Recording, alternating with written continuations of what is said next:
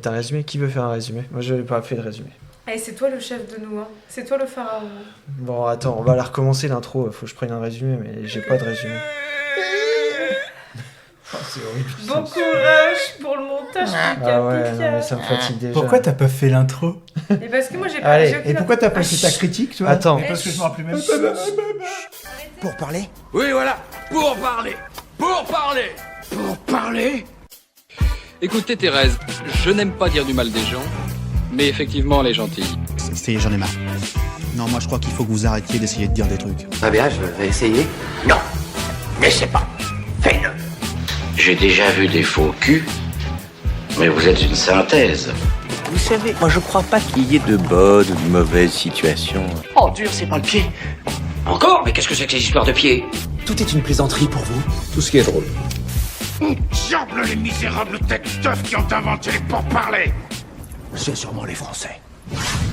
Et bonjour, bonsoir à toutes et tous.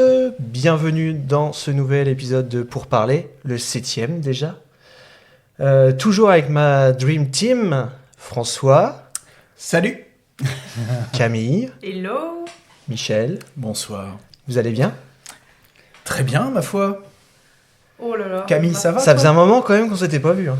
Ça faisait au moins Un gros mois. un Ce gros qu'il faut mois. vous dire, c'est que Camille aujourd'hui est habillée de façon différente de d'habitude. Elle est habillée. Elle est habillée, c'est ça, c'est ça. Voilà. Déjà. C'est vrai que c'est rare. Oui. Et elle a un très très beau chapeau pour son anniversaire. Ça Mais oui, c'est elle 30 fête. ans. Ah oui, c'est ses 30 ans. Joyeux anniversaire. Ah oui, joyeux Merci, anniversaire Camille. les boys. Elle est si jeune. Oh les pauvres vieux là en Si pure et face. si innocente. Bien, surtout innocent. Ouais, surtout innocente. Ah là là. Michel, je te lance déjà. Oui, ben voilà, on est au mois de juin, on est le 4 juin, c'est ça? Le 4 juin. Exactement. Et on a appris une mauvaise nouvelle ce matin avec la disparition de Philippe Labro. Donc Philippe Labro, un grand homme de radio qui a travaillé sur RTL notamment, un écrivain, un réalisateur, un homme qui a commencé sa vie en faisant un roman sur Al Capone dans les années 60, un roman qui s'appelle Un Américain peu tranquille. C'est un journaliste militaire durant la guerre d'Algérie qui a également réalisé donc des films, qui a travaillé notamment avec Jean-Paul Belmondo plusieurs fois. Il a réalisé L'Héritier avec Jean Rochefort et L'Alpagueur avec Bruno Kremer. C'est un homme qui a écrit plus d'une vingtaine de livres, qui est passé à 2 doigts du prix Goncourt 2 fois, qui a beaucoup de talent.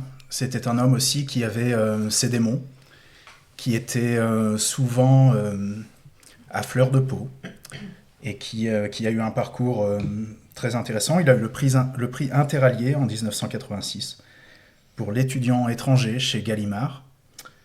C'est un homme qui avait 88 ans et qui est parti ce matin des suites d'une longue maladie. Donc voilà, une petite pensée pour lui et ses proches. Il était principalement plus écrivain que réal. Il a fait une vingtaine de livres, une dizaine de films. J'ai- quand même. Ça me dit rien du tout sur les films. T'as vu des films? Si, j'ai vu L'Héritier avec Belmondo, mais je sais pas, je connais. Il a fait La Crime Je sais aussi, qu'il écrivait des chansons pour Johnny. Ah ouais. C'est ça. Il a écrit pour Johnny aussi, oui. Ouais. Il a écrit plusieurs chansons. Ah, mais il a Mais plusieurs Mais cordes il a à fait son plein de arc. trucs. La vache. Il a travaillé pour TF1, pour France Télévisions, et il avait notamment une émission de cinéma. C'est lui qui a participé avec Vincent Bolloré à la création de C8. D'accord. Et il a travaillé de 2008 à 2025 sur une émission de cinéma. C'était un vrai cinéphile, et il a proposé ça jusqu'en février dernier.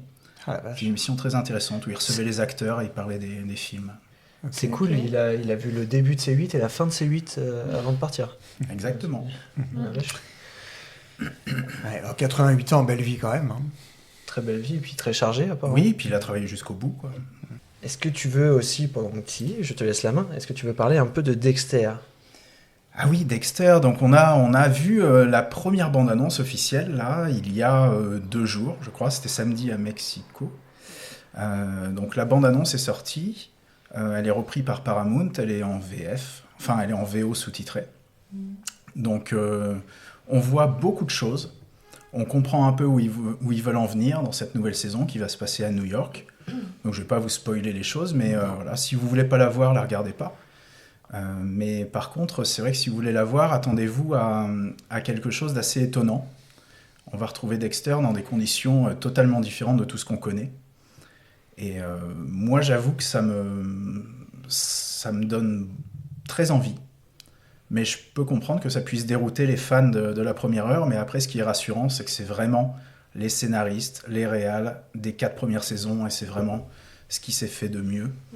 Donc, je suis quand même très confiant, très curieux. Donc, ça sort le 11 juillet. Ah oui, c'est tout bientôt, là. Oui. J'avais envie de faire l'impasse, moi, sur la bande-annonce, parce que je suis beaucoup Dexter comme toi. Mais par contre, tu vois, j'ai décidé de ne pas regarder du tout d'images. Ouais, j'ai pas envie. Comme j'aime beaucoup, je sais que je vais regarder. J'ai envie d'être surpris complètement. Et tu vois, ça m'étonne que rien que le fait que tu me dises que tout se passe à New York, déjà, faut accepter l'idée, ouais. On n'est plus en Floride, quoi. On n'est plus en Floride, on n'est pas non plus dans le... Oui. New Jersey. Non, attends, c'était où la saison New Blood, là? C'était au sud de New York, je crois. Je sais plus. Non, je ne sais En pas. Amérique, en tout cas. Ouais. Ok. Donc c'est bien, au moins t'es confiant. J'ai pas regardé non plus la bande-annonce, moi après... tu sais qu'il y a une... Enfin, j'ai pas trop regardé, parce que je voulais pas me faire spoil, j'ai pas vu la dernière saison. Et tu m'avais dit que c'était quand même important de la voir avant, quand même. Donc à voir, faut que je rattrape, quand même. Tu dis que c'était la saison 2 là, que tu recherchais, Mich? Vous parliez de la saison 2? Les 4 premières saisons sont... Non mais tu sais, où est-ce que ça se passait? Ah non, la saison 9, en fait. Donc il y a eu 8 saisons qui se passent à Miami.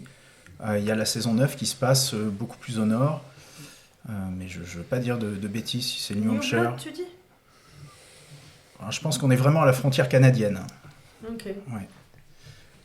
Et donc là, on descend un peu à New York. Ok. Hâte. J'ai hâte, quoi qu'il arrive. Oui, j'ai hâte, bien sûr. Bah, oui. Moi, j'ai hâte. La bande-annonce est très très bien, hein, vraiment. Hein. Il y a tout. Il y a tout l'univers de Dexter, plus cette petite pointe de nouveauté avec New York, et puis avec des personnages vraiment différents, et un choix qui est différent. Ça me fait un peu penser, pour les gens qui ont connu ça, un peu à la dernière saison d'Agence Tourisque, où on est vraiment parti sur autre chose, avec les mêmes héros, mais avec vraiment des missions différentes et des gens autour qui s'occupent de ça. Mais je pense qu'en fait, c'est une saison de transition. Je pense vraiment que c'est une saison de transition où on va voir Dexter rebondir, et je pense, je n'en sais rien, c'est une hypothèse, mais je pense qu'on le reverra à Miami prochainement. Bon. D'accord, de toute façon, je pense qu'ils sont partis pour plusieurs saisons, là. A priori, au moins 3. En tout cas, ça cartonne. Au moins 3. Wow. En tout cas, ça m'excite beaucoup plus que le spin-off qu'ils ont fait. Enfin, un spin-off, oui, c'est ça. Sur sa jeunesse, que j'ai vu et que j'ai trouvé, pour le coup, moi, qui m'a moins habité. Je suis un peu passé à côté, même si j'y ai vu les qualités. Tu vois, j'ai préféré... je préfère Dexter avec... J'ai eu du mal, en fait, à me faire à l'idée. Et c'est très difficile, en fait. Je trouve que l'équation est très difficile. Donc, je suis très content. Ça m'intéresse beaucoup de voir la suite de Dexter. Même si on essaye d'être rationnel, ça fait beaucoup, quoi. 9 saisons avec le nombre de meurtres qu'il a fait. Ouais. Si on cherche à être rationnel, ça paraît bizarre, mais on s'en fout. Comme c'est un acteur génial. C'est toujours le même? Et ouais. Ah, vraiment, il a trouvé son grand rôle. Hein. Il est quand même vraiment incroyable, je trouve. Ouais. Et ça passe sur quoi, ça? C'est Showtime qui diffuse ça en Amérique. Ça va être c'est Canal+. Ouais. Donc nous, on peut pas les revoir. Tu vois, moi, j'ai jamais vu Dexter, à part sur Canal. Ça a été un temps sur Netflix, je crois. Ça a été sur Netflix. TF1 je pense que tu peux aussi peut-être les trouver sur Prime en ce moment. Ah ouais? Ça a été diffusé sur TF1 TF1 à l'époque de la première partie. diffusion, c'était diffusé sur TF1. Mais il y a de ça 15 ans. Quelques années, ouais. J'étais à peine née, quoi. Oui, à peine. Ouais, c'est ça. Mais ouais, faut regarder. Merci. Je pense que ça y est sur une des plateformes. Je pense que si. Alors c'est Paramount Canal, quoi. Mais Paramount, c'est Ah pas bah sur Paramount, Prime, si tu l'as sur Prime. avec une extension de Prime. Avec une extension, mais ouais, du coup c'est pour ça que je l'avais vu sur Prime. Ah, ok. Voilà. Merci. Merci Michel. Moi je fais juste un petit mot aussi sur parce que HBO nous a dévoilé enfin le nom des 3 acteurs qui vont incarner Les 3 rôles principaux dans la série Harry Potter. Donc Dominic McClugging qui reprendra le rôle de Harry Potter, Arabella Stanton sera Hermione et Alastair Stout sera Ron Weasley. Et je voulais juste leur souhaiter bon courage. C'est des jeunes acteurs qui doivent avoir entre 10 et 11 ans. Bon courage à eux. Ça a été diffusé. Ouais, ça a été diffusé il y a une semaine maintenant.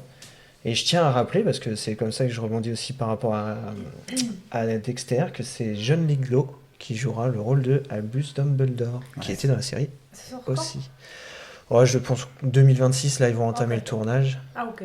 Et de ce que j'ai lu, de toute façon, les enfants sont très chouchoutés, encadrés.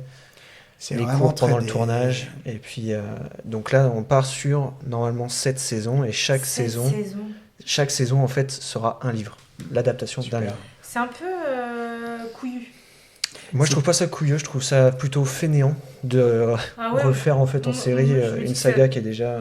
Non, mais plus dans le sens où je trouve ça couillu parce que ça a eu un tel succès et les fans aiment tellement, tu vois, les acteurs des films que tu peux vraiment... Enfin, tu peux pas faire plus délicat comme truc. Et c'est pour ça en fait que je leur souhaite bon courage aux gamins parce qu'ils j'espère qu'ils vont être comparés, enfin il faut les éloigner de tout ça. Je pense qu'ils vont être enfermés dans un cocon pour pas avoir Internet qui arrive... Il y a un moment donné, ils vont pas passer enfermés, tu vois, toute leur vie. Ils vont pas ressortir et... Ouais. Non, mais c'est bordélique comme truc. Ouais, c'est un peu casse-gueule. Curieux quand même de voir ce que ça va donner. Je pense qu'ils sont assez confiants. Ils vont mettre le budget en face. Ça reste HBO. Bah, tu te dis en fait qu'ils vont mettre 7 heures par film, par livre, là où ils mettaient 2h30 par et je suis toujours après voir. Plus riche. En fait, c'est pas de faire une nouvelle adaptation des livres qui me surprend le plus. C'est qu'en fait, t'es J.K. Rowling qui soit encore productrice du truc avec toutes les casseroles qu'elle a au cul, quoi. Quand tu vois tous ces moments de parole, tu te dis mais comment je pense que de toute façon elle a un gros pouvoir business is business, je pense que mais elle lâche pas et peut-être que je sais qu'elle a eu énormément mais je pense qu'il y a beaucoup de fans qui lâcheront quand même. Elle a eu de nombreuses déceptions sur les films, notamment il y a beaucoup de choses qu'elle a regretté de laisser passer et je pense qu'elle fera pas l'erreur de fois et peut-être que ce sera plus juste en rapport avec les livres. Oui, elle en parlait un peu. Est-ce que les gens suivront, je sais pas, mais... Parce que t'as quand même beaucoup de puristes Harry Potter, et là c'est quand même archi casse-gueule parce que les puristes sont les puristes aussi. Après, il faut voir le bon côté, c'est que c'est une série qui va parler à une nouvelle génération. Nous, c'est qu'on est tombé dedans, je pense, la plupart au bon moment. Enfin, voilà, au bon moment. Faut pas être. Faut se dire que c'est fermé à ça. Voir ce que ça donne. Pour voir ce que ça va donner. Mais, et c'est HBO, tu dis qu'il HBO Max. Et moi je viens de checker pour faire le parallèle, je fais un saut en arrière. Dexter est bien sur Prime, l'intégralité des 8 saisons sont sur Prime vidéo. Ah ouais. Donc incroyable parce que pour le coup, pour ceux qui l'ont pas vu, ça se trouve quoi. Voilà. Cool. Voilà. Donc HBO pour Harry Potter. Pour Harry Potter, 2026. Mais je dirais 2026 parce que c'est pas encore en tournage, ça devrait rentrer bientôt en tournage pour 2025. Ça doit être assez long, je pense. Je sais pas comment ça va être découpé, mais oui. Bah, j'ai vu un peu des photos qui faisaient des plateaux. Ça a l'air d'être magnifique. Ah ouais? Ah ouais, non, mais je pense qu'ils ont mis l'argent en face. Est-ce qu'ils vont pas recycler certains décors aussi, mais je pense qu'ils vont s'éloigner un peu de ce qui a été fait avant pour repartir. La grande question, c'est savoir est-ce qu'ils vont reprendre la musique. Ouais, de ouf. Tu vois, c'est tellement... Je sais pas si John Williams a été contacté. Est-ce qu'ils vont, créer autre chose en musique? On avait pensé à ça quand ils avaient sorti le jeu vidéo Hogwarts Legacy, et en fait ils sont obligés de reprendre le thème, c'est tellement iconique que ça va être compliqué. Ça fait partie intégrante des films. C'est ça. John Williams a avoué qu'il l'avait composé en quelques minutes. Non. Enfin, le fameux thème principal. Il a été étonné en fait que le réalisateur ait choisi ça. Mais je peux faire mieux. Et c'est génial. L'indécence du type. T'imagines? Incroyable. Il y a eu beaucoup de moments comme ça où les gens ils ont dit ah ouais c'est ça. Spielberg l'avait fait pour Les Dents de la Mer. Il avait composé aussi la BO des Dents de la Mer et c'était pareil. Regarde Arcane, je suis en train de faire le tilt saison 2 d'Arcane. La grande question c'était est-ce qu'ils vont reprendre les musiques, tu vois, est-ce qu'ils vont reprendre les thèmes musicaux? Et ils l'ont fait. Et heureusement. Mais il y a des thèmes, je pense que c'est tu es obligé de les laisser dans la saga. Bah c'est à voir. Okay. Mais c'est assez, comme tu dis, couillu, sachant que les Animaux Fantastiques, ça s'est cassé la gueule et qu'on n'aura jamais la fin des films. Ah oui, à ce point-là. Oui, mais de toute façon, c'était tellement mal écrit, des personnages principaux qui sont pas charismatiques, et en fait, tu voulais plus savoir ce qui était arrivé à Dumbledore ou à... mais plus qu'au personnage qui était spectateur comme nous de ce qui se passait. Et puis, Il y a eu les déboires avec Johnny Depp aussi. Enfin, ça a été, je pense, assez catastrophique. Et puis, toute la polémique de J.K. Rowling qui commençait déjà. Ouais. Donc c'est pour ça, je trouve ça assez couillu. Mais bon courage à ces acteurs et puis à tout le casting d'ailleurs. Ça va être un vrai défi. Ouais, et puis un moment magique, je pense, pour eux. Donc, hâte de voir ça. On suivra aussi ça avec impatience et enthousiasme. On est dans les recos, là ? On peut y aller, allons-y. Je pense qu'on est bien parti de toute façon. Donc, bonjour François, bienvenue sur le podcast. Je viens de débarquer. Bonjour. Vas-y François. Oui, moi j'ai vu une série que j'ai beaucoup aimée et que je conseille vivement. Ça s'appelle Disclaimer. Et alors moi je l'ai vu sur Canal, mais je ne sais pas si c'est Paramount ou Canal. Je ne l'ai pas vu passer. Ou Apple, je ne sais plus. Et toujours est-il que c'est Alfonso Cuarón qui a fait cette série. C'est réalisé de manière magnifique, vraiment en tout point. C'est un grand réalisateur, c'est lui qui a fait le troisième Harry Potter, ce que j'ai resitué. Gravity. Mon préféré, qui a fait Gravity. C'est un réalisateur mexicain qui est franchement, qui a de l'or dans les. Et puis le Fils de l'homme, je crois que c'est lui. Oui. Voilà, non mais faut pas non plus. Apple Télé. Ah, c'est Apple. Et du coup, il fait le choix de diriger Kate Blanchett et Sacha Baron Cohen. C'est d'accord, ouais. Et ça part d'un pitch. Enfin, je sais pas si je peux faire le pitch en 2 minutes. C'est l'histoire d'une femme d'un certain âge, 45-50 ans, qui a réussi, je crois, dans le monde de l'édition. Et en fait, elle reçoit un livre. Et apparemment, c'est l'histoire de sa vie. Et en fait, il y a des choses qui vont se déclencher. C'est vraiment brillant. J'ai trouvé ça vraiment brillant. C'est original jusqu'au bout. C'est cool. Et encore une fois, c'est vraiment très très bien réalisé. Donc je conseille cette série. Ouais. Moi, j'ai juste vu la dernière saison de Black Mirror. Je m'attendais à rien et franchement, j'ai trouvé ça très sympa. Ok. Avec des épisodes inégaux, mais dans l'ensemble, ça a le mérite d'être original. Tu sens qu'il se creuse la tête pour trouver des idées. Et par rapport à tout ce qu'on voit, je trouve que ça reste quand même d'un niveau supérieur. Ok. Tu les as tous vus ? J'en ai vu 5 sur 6. Ah, j'arrive pas à me mettre dedans. Tu vois, à côté de ça, ma production Netflix, pareil, j'ai regardé toute la saison de Love, Death and Robots. Ah, j'ai pas vu ça. Donc c'est plusieurs courts-métrages d'animation. Enfin, je trouve que ça donne chacun à sa patte. Il y avait David Fincher, je crois qu'on avait réalisé un aussi, et c'est toujours aussi bien. Je trouve que il y en a qui mériteraient d'être en long métrage. Comment t'appelles ça ? Love, Death and Robots. Mais c'est de l'animation. Ça me parle. Et je crois que c'est la saison 4. J'ai hésité plusieurs fois. Il y a des pépites. Il y a des trucs qui sont. Tu rentres moins dedans, mais il y en a d'autres. C'est magnifique. Ça dure des fois 5 minutes, ou des fois ça va jusqu'à la demi-heure. Ça dépend. Okay. Donc tu peux en mater 2, 3, ou des fois qu'un seul. Et franchement, c'est chouette. Okay. Je trouve que ça propose de l'animation que tu ne vois pas ailleurs et que tu ne vois pas au cinéma. Et c'est dommage. Mais c'est Netflix. Et c'est Netflix. Après, je pense qu'il y en a certains, c'est tellement poussé au niveau de l'animation que ça serait peut-être un peu compliqué ou trop cher d'en faire un long, mais oui. C'est chouette. Okay. Je pense que ça permet à certains petits réalisateurs de se faire la patte dessus. Ok. Bon, voilà pour les recos séries. Est-ce que Michel, tu aurais un livre à nous conseiller ? Oui, alors moi je suis habitué à lire des romans, des polars, des romans contemporains, des classiques. Enfin voilà, le roman sous toutes ses formes. Et en fait, j'ai eu dans les mains une biographie il y a quelque temps. Et j'ai eu du mal à m'y mettre. Et finalement, je me suis dit, allez, on va essayer. C'est la biographie de Matthew Perry. Donc Matthew Perry, c'est Chandler Bing dans Friends. Donc voilà, l'acteur que tout le monde connaît pour ce rôle. Et donc j'ai plongé là-dedans un peu sans trop connaître sa vie. Je savais qu'il avait eu des problèmes d'addiction, mais voilà, je suis un peu rentré là-dedans sans savoir quoi en penser. Et c'est vrai que voilà, je suis tombé sur un livre vraiment intéressant et qui m'a pris à la gorge. Et en fait, je me suis dit, voilà, on a tous des problèmes d'addiction, on a tous des craintes, des peurs.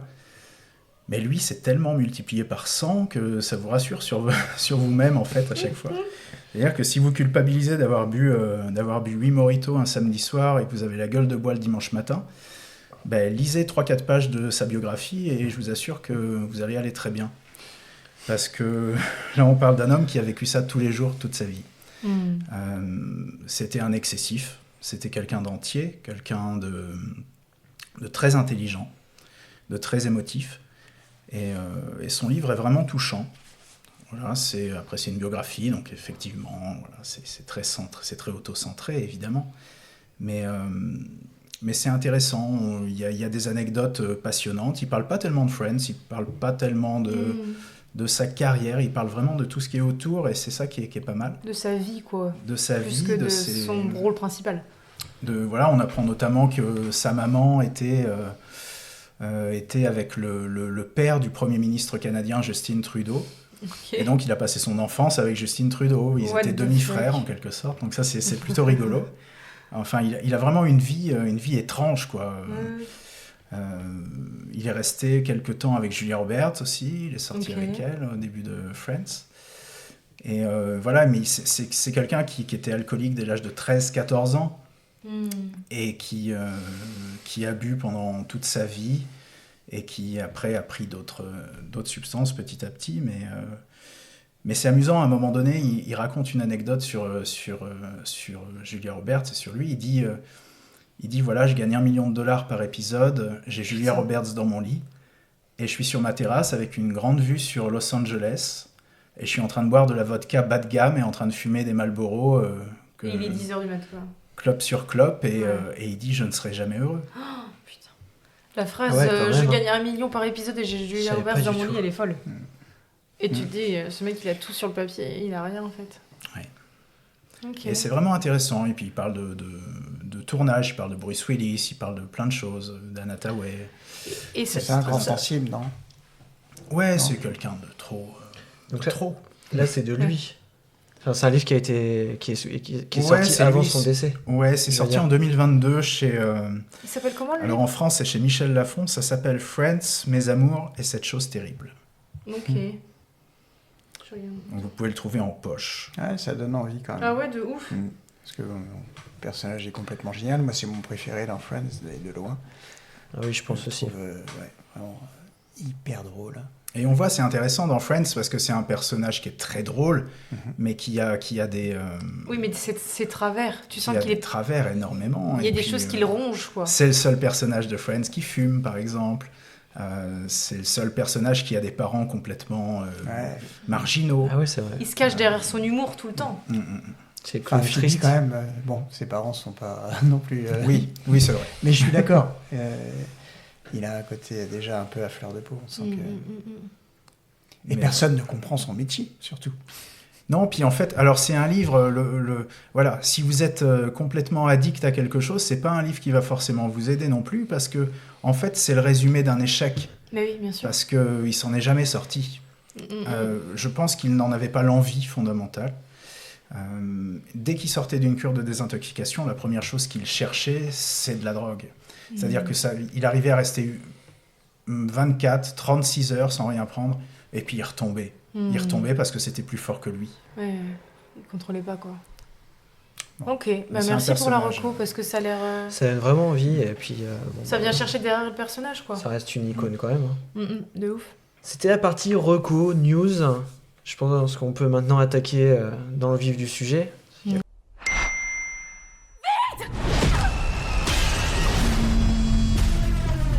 J'ai pas été choisi au hasard. Un shot de tequila n'a jamais tué personne.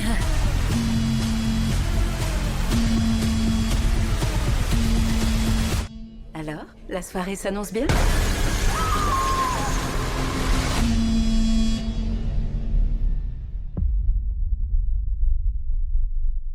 Alors, Drop Game. Le film suit Violet Gates, une mère veuve qui, lors de son premier rendez-vous depuis des années, reçoit des messages menaçants via une appli de partage, la plaçant dans une situation de plus en plus périlleuse.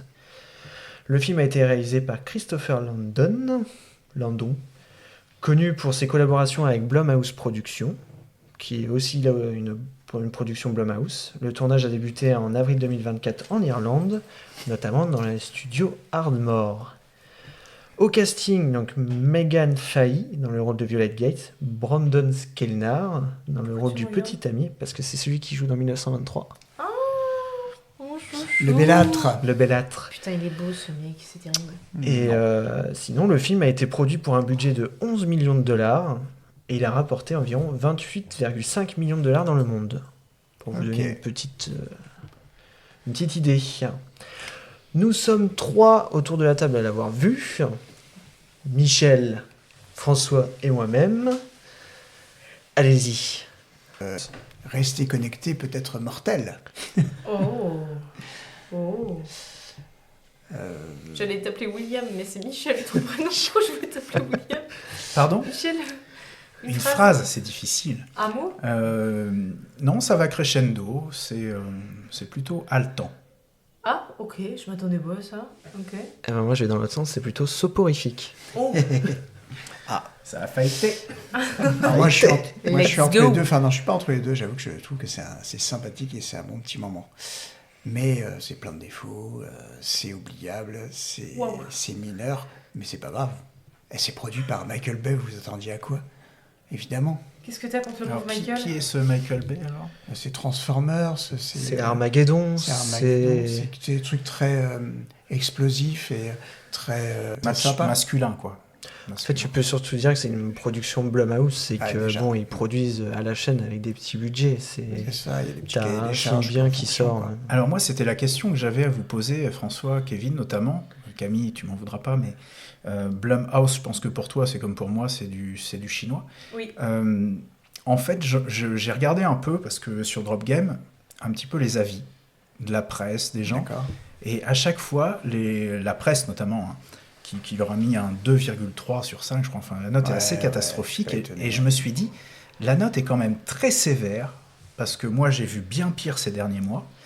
La note est quand même très sévère, et je me suis dit, à chaque fois, ils reprennent la référence Blumhouse. Alors je me dis, peut-être que ce Blumhouse, je ne sais pas qui c'est, mais en tout cas, peut-être que ce Blumhouse est tellement mal réputé, qu'en fait, même les films qui sont passables, ils se font défoncer parce qu'ils viennent de là. Donc, est-ce que vous pouvez m'en dire plus là-dessus ? Déjà, c'est créé par Jason Blum. Donc, c'est ça. Voilà, c'est le producteur. Et en fait, non, ils ont sorti des très bons films. C'est très dur à... En fait, ils ont sorti leur premier film qui est Get Out, qui est génial et qui a fait tout le tour du monde.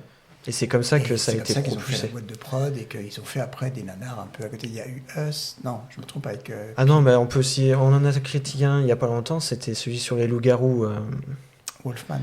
Ouais. C'était une promotion. Mais oui, mais ils avaient fait Invisible Man à côté. Mauvais, mais l'homme invisible était bien. Très bien. L'homme invisible était très bien. Le mec qui a réalisé Drop Game, juste avant, il avait fait les 2 films Happy Birthday. C'est ça. C'est des slashers, mineurs, mais qui sont plutôt bien. Mais Blumhouse, du coup, ils vont pas dans le sens du vent, parce que pour se faire défoncer comme ça, il y a un problème. Mais si, ils vont dans le sens du vent. Parce que Netflix fait 9 choses sur 10 qui sortent sur Netflix sont de mauvaise qualité, et j'entends pas de mal de Netflix. Mais là, je pense qu'ils ont Blumhouse a trouvé la bonne recette quand même. Ça sort pas au cinéma. Là, moi, je pense qu'ils ont trouvé quand même une recette qui fonctionne à merveille. Oui. Ils ont produit Insidious, la saga Insidious, qui est une saga d'horreur qui a débuté avec James Wan, qui est quand même un gros réalisateur de films d'épouvante, assez renommé, pour des budgets qui sont minimums et qui ont apporté une somme folle. Et c'est la recette Blumhouse, c'est-à-dire qu'on fout 10 millions sur la table, et par contre, ça va en rapporter 100 millions ou 28 millions. Enfin, ils perdent pas d'argent. Tu peux te permettre. En fait, c'est pour ça qu'il y a aussi beaucoup de soupe en Amérique, puisqu'ils sont 400 millions et qu'ils peuvent s'en sortir même avec des films très médiocres. Là, je trouve que c'est pas le cas. Contrairement à toi, Kevin, moi j'ai trouvé ça sympathique et j'ai voulu savoir qui c'était. Je cherche pendant tout le film, j'ai voulu savoir qui était le méchant. L'harceleur, c'est une meuf qui a un téléphone, qui est au restaurant, elle fait un date, elle a perdu son mari il y a quelque temps, ça fait longtemps qu'elle n'a pas fait de date, elle fait un date, et là elle reçoit un truc sur son téléphone, et en fait elle va être prise au piège. Quoi. Déjà là-dessus c'est vieillissant parce que c'est des drops. Tu reçois les drops, alors même chez nous ça nous parle pas, c'est quand t'es à... pas trop loin, dans un environnement, dans un périmètre, tu peux envoyer un drop. C'est-à-dire, t'as pas besoin du numéro de la personne. Moi, je ne savais pas. C'est par le biais du... Je sais même pas si c'est une appli ou par le biais du... C'est une appli, je crois. Voilà, et tu peux en envoyer. Donc ça, c'est vieillissant, ça n'existe même plus. Ça capte les personnes autour, les téléphones autour. Voilà, dans un restaurant, elle sait que dans le restaurant, il y a un connard qui veut la persécuter. Elle sait qu'il y a moins de 50 mètres, mais il y a 30 personnes. Et pourquoi il veut la persécuter ? Ça, tu vas le savoir après au fur et à mesure du truc. Mais de toute façon, je pense qu'on peut... Elle ne peut pas le dire à son... Je pense qu'on peut spoiler, tu iras pas le voir. Absolument pas. Mais donc, je pense si que, vous voulez voir le ça film... t'aurait pas déplu. Parce que c'est assez rythmé, moi j'ai trouvé ça. Oui, mais c'est pas le problème du rythme, c'est le problème de ça me fout les jetons. Ah, juste la petite parenthèse, je pense on peut spoiler parce que ça permet. Ouais, et d'ailleurs, je vous préviens tout de suite, c'est que je pense qu'il y a beaucoup de films qu'on va spoiler dans les films, enfin Dan. Donc on verra bien. Ok. Et donc, allez-y, spoiler, je vous écoute. Allez voir le film si vous voulez le voir avant et pas vous faire divulgacher. Voilà. Sinon, voilà. Nous, ça nous permet quand même de parler, plus librement et de pouvoir. Donc, pourquoi. Moi, je trouve pas ça si grave de le dire ou pas sur ce film-là. Qui est le tocard. Non, mais pourquoi elle va être persécutée ? Si tu veux le voir, non Alors, en fait, c'est très simple, c'est que c'est pas elle qui est visée, mais c'est surtout son date. Qui a des dossiers compromettants sur le maire de la ville. D'accord. Et du coup, on lui fait un chantage et par le biais de ce chantage, elle doit tuer en fait son date. Avec du poison. Waouh. C'est pas con. Parce qu'en fait, t'as un mec qui attend chez elle et qui a pris son enfant en otage pendant qu'elle est là. Waouh. Super glauque. Et sauf qu'elle est surveillée de partout, elle peut pas appeler la police. Enfin, tu sens qu'il y a des caméras un peu partout, même dans les toilettes. Et c'est là-dessus où... C'est plutôt assez bien ficelé. Ce qui est dérangeant, c'est plutôt les gens qui viennent toutes les 5 minutes. Je trouve que c'est très polluant. Surtout le serveur. Le serveur est insupportable. On a envie de le défoncer. Bref. Mais tous les personnages autour qui gravitent viennent polluer, je trouve. Ça pourrait donner une ambiance plus lourde s'il y avait plus de lenteur, je trouve. Mais bon, ça c'est pas très très grave. Et donc j'aurais vraiment te poser la question, parce que tu en parlais tout à l'heure. Toi, tu as cherché pendant tout le film qui était le harceleur. Ouais. Moi, je l'ai capté tout de suite. Enfin, oui, la conversation fait que, en fait, tu te dis, bah oui. D'accord. Vas-y, balance. On le dit ou pas ? De toute façon, oui. On est en train de spoiler. Non, vous voulez pas ? Non, mais non, mais on peut le dire. Mais moi, j'ai pas du tout senti les choses. Ouais, moi non plus. Et en fait, je trouve que tu parles du serveur qui vient souvent et tout ça. Et justement, je trouve que c'est un choix. Je pense que c'est vraiment un choix qu'ils ont fait, en fait, d'être tout est oppressant. Tout est rapide, tout est oppressant, et du coup, ça crée de la confusion dans la tête, et on ne sait plus où on en est tellement, et on se demande même si c'est pas elle, des fois. Enfin, tu vois, tout est vraiment... si c'est pas elle qui est folle, tu vois. On part vraiment dans tous les scénarios, et moi, j'ai trouvé que c'était plutôt crédible. C'est un peu les gars, vous semez moi, je suis pas d'accord. Moi, je trouve que ça mérite pas les critiques que ça reçoit par rapport à tout ce qui est bien critiqué et qui est relativement mauvais, quoi. Ouais. Attends, j'aurais quand même que tu disais. Il y a un vrai problème avec la presse, quoi. Parce que ce qui est intéressant, c'est que là, on va commenter des films ce soir qui ont tous pratiquement une moins bonne note. Enfin, en tout cas, les trois films que j'ai vus ont une moins bonne note de presse que de public. Alors des fois ça se joue à pas grand chose, des fois ça se joue à beaucoup. Là on est à 2-3, 2-5, donc ça s'équivaut. Mais en fait je me dis, mais il y a un problème avec la presse, qu'est-ce qu'ils attendent, quoi ? Qu'est-ce qu'ils veulent d'un film qu'on s'ennuie oui, à ce moment-là on va voir le film qu'on a vu l'autre jour, là, qui dure 3 heures, là, que tu as beaucoup aimé. The Brutalist. The Brutalist, voilà, si on veut s'ennuyer, effectivement, si on veut un 4,8 sur 5, on va voir The Brutalist, mais je suis pas sûr qu'on prenne autant de plaisir qu'avec Drop Game. Mais parce qu'il faut justement se dire que les critiques restent des critiques et qu'il faut toujours faire son propre avis, c'est surtout ça. Et surtout ça. Et que très souvent, dans les critiques la critique de cinéma, c'est souvent des frustrés qui auraient rêvé de faire ça, et du coup... et ça, c'est inconscient, mais du coup... Je pense même pas que ce soit une histoire de frustré, je pense que c'est une histoire de direction, je pense que c'est politique, je pense que c'est... Je sais pas. Mais en tout cas, c'est important. Ou alors... Moi, j'ai toujours pris... je lis sans lire les critiques, ça m'intéresse. Moi, je les lis après, je les lis jamais avant. Oui, c'est vrai. Ouais. Juste une chose qui est rigolote, c'est que Christopher Landon... c'est le fils de Michael Landon. Michael Landon, c'était Charles Ingalls dans La Petite Maison à la Prairie. Ce bon vieux Charles Ingalls. À tous ceux qui sont retraités et qui nous écoutent. Ah mais dingue quand même, Charles Ingalls, quoi. Avec sa hache et son bois. Énorme. Bref, c'est son fils, le réal. Bon, voilà, je trouvais ça drôle. Bon.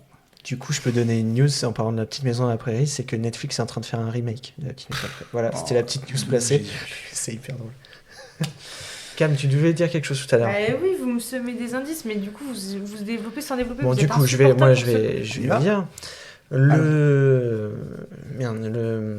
méchant, entre guillemets, c'est une personne, en fait, un monsieur qu'elle rencontre au restaurant pendant qu'elle attend au bar que son date arrive. Et c'est un mec qui attend aussi un date. Mais moi, je sais pas, je l'ai vu venir à des kilomètres. Ouais, c'est pour ça. C'est un vieux monsieur, un peu, voilà. Et après, tu le vois juste en fond de pièce. C'est vrai que son date à lui va mal se passer. Oui, c'est ça. Ça me met la puce à l'oreille. Ça veut dire que c'est probablement un goujat. En fait, je trouve qu'à côté, tu mets pas assez l'accent sur la serveuse qui pourrait être aussi impliquée, sur le serveur, même sur... Je dois avouer, à un moment donné, j'ai peut-être eu un doute avec justement son date lui-même. Oui, ça aurait pu être le date. Mais en fait, c'est vite écarté parce qu'il y a des incohérences. Ou alors, je me suis dit, mais c'est pas possible, il faut vraiment qu'il me justifie, je sais pas par quel moyen, qu'il a son portable sur le côté ou que, voilà, il y a... Voilà, tu vois, les incohérences claires, enfin, moi, tu vois, ce qui peut me faire sortir, mais qui manque de réalisme, c'est ce mec qui reste, malgré tout, quoi, une meuf qui reste sur son téléphone pendant... Enfin, tu te fais pas chier avec ça. Enfin, franchement, t'as un date, t'as la meuf qui est sur son téléphone. T'as un date qui est tout le temps sur son téléphone. Dégage tout de suite. Tu vois, c'est pas réaliste. Mais tu fais pas de date, donc tu sais pas. Des fois, on a envie d'être sur son portable. Je t'assure qu'on a envie d'être sur son portable. Non, moi, c'est rédhibitoire. Est-ce qu'il finit par mourir? Est-ce qu'elle arrive à le tuer? Comment ça se finit? Du coup, c'est carrément action, quoi. En fait, elle finit par trouver qui c'est. Exactement, elle voit que c'est le vieux et elle va, par un tour de magie extraordinaire, elle arrive à mettre le poison dans son dessert. Au vieux? Oui. Il a le temps de dégainer son arme quand même, de faire pampan sur, je crois, le date. Pampan. Il fait pampan. Et quelqu'un aurait fait pampan dans ce date. Vous êtes d'une lourdeur. Elle, c'est pareil, encore une fois, elle arrive à passer par la fenêtre, à remonter de la fenêtre, et puis après, il faut qu'elle aille sauver son gamin. Parce que oui, le gamin est retenu en otage par un monsieur qui était le monsieur du câble du départ, hein, parce que ça, c'est tellement gros au départ, hein, c'est la scène d'intro. Je viens pour le câble. Donc attends, en fait, elle arrive à sauver tout le monde, Kev. Moi, je trouve que c'est... Oui. Ça se finit bien, elle finit à l'hôpital avec son date. Et de toute façon, tout est... Enfin, moi, je trouve que le principal défaut de ce film, c'est que c'est pas assez méchant. Enfin, il va pas assez loin, le méchant. Il faut quelqu'un. D'accord, il menace, mais ça va jamais loin. On n'a pas vraiment... Enfin, je sais pas. On n'a pas vraiment peur. Je sais pas. Moi, j'ai pas eu peur. Je sentais que ça allait bien. Tu vois. Et ça, c'est dommage. C'est ça, c'est en ça. Et pourtant, je te dis, j'ai passé un bon moment. Moi, je ne comprends pas le sentiment d'oppression que vous avez eu. Moi, je ne l'ai pas eu du tout. Ah, je l'ai eu. À aucun moment, ça m'a... Un petit, je l'ai eu. Moi, ça m'intéressait même pas, en fait, de savoir qui c'était. Je pense que... Là, vous n'êtes pas d'âme. Ah non, je trouve que c'est... Non, c'est pas bien écrit. Et oui, c'est pas un grand film, on n'a pas dit ça. Ouais, moi, je trouve que le 2,5, 2,3 est plutôt mérité sur ce film-là. Ça vous a pas fait penser à l'épisode de Black Mirror vous vous souvenez de l'épisode du Black Mirror où les protagonistes reçoivent des textos et où on les force à faire quelque chose, sinon ils vont divulguer. Là, voilà, c'est beaucoup plus oppressant celui-là. Ça s'appelait Alors on danse, c'est un des meilleurs épisodes de Black Mirror, où ils suivent un jeune qui est soupçonné d'avoir vu des images pédocriminelles. Pédopornographiques, ouais. Il est vraiment énorme celui-là. Et bref, ça m'avait fait penser à cet épisode-là. Exactement. Voilà.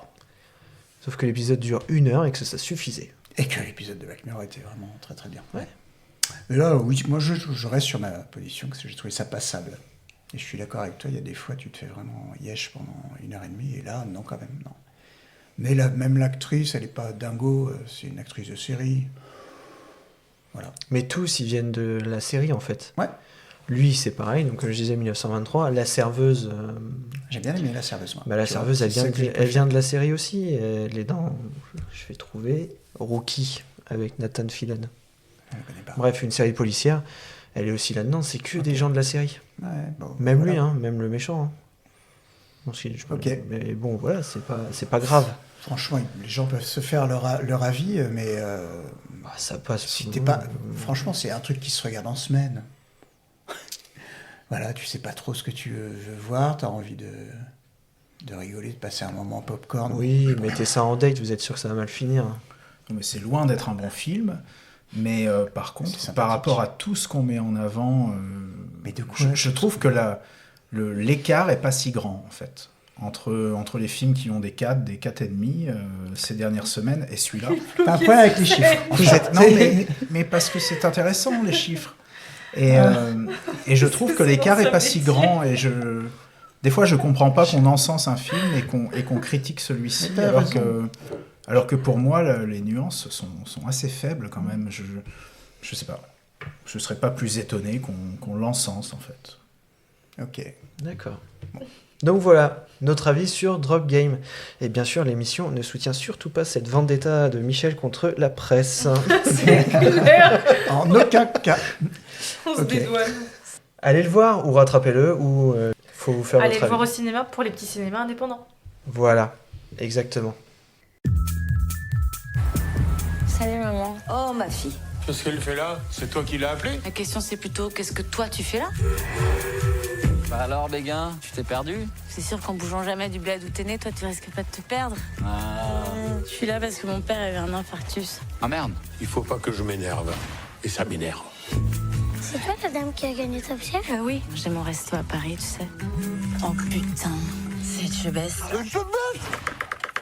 Allez, ça part pour la vite, Mais c'est pas cool. Alors, Partir un jour de Amélie Bonin, film d'ouverture hors compétition au Festival de Cannes, adapté d'un court-métrage aussi réalisé par Amélie Bonin, qui a été récompensé du César du meilleur court-métrage en 2023.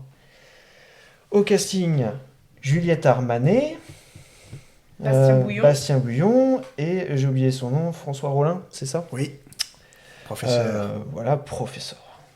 Petit résumé, alors que Cécile s'apprête à ouvrir son propre restaurant gastronomique et à réaliser enfin son rêve, elle doit rentrer en catastrophe dans son village natal suite à un infarctus de son père. Loin du bourdonnement de la vie parisienne, elle recroise par hasard Julien, son amour d'enfance. Ses souvenirs ressurgissent alors et ses certitudes vacillent. Est-ce que vous spoilez? Parce que moi, je ne l'ai pas vu. Non, on n'est pas. En vrai, il n'y a rien à spoiler. En vrai, non. Il n'y a rien à voir.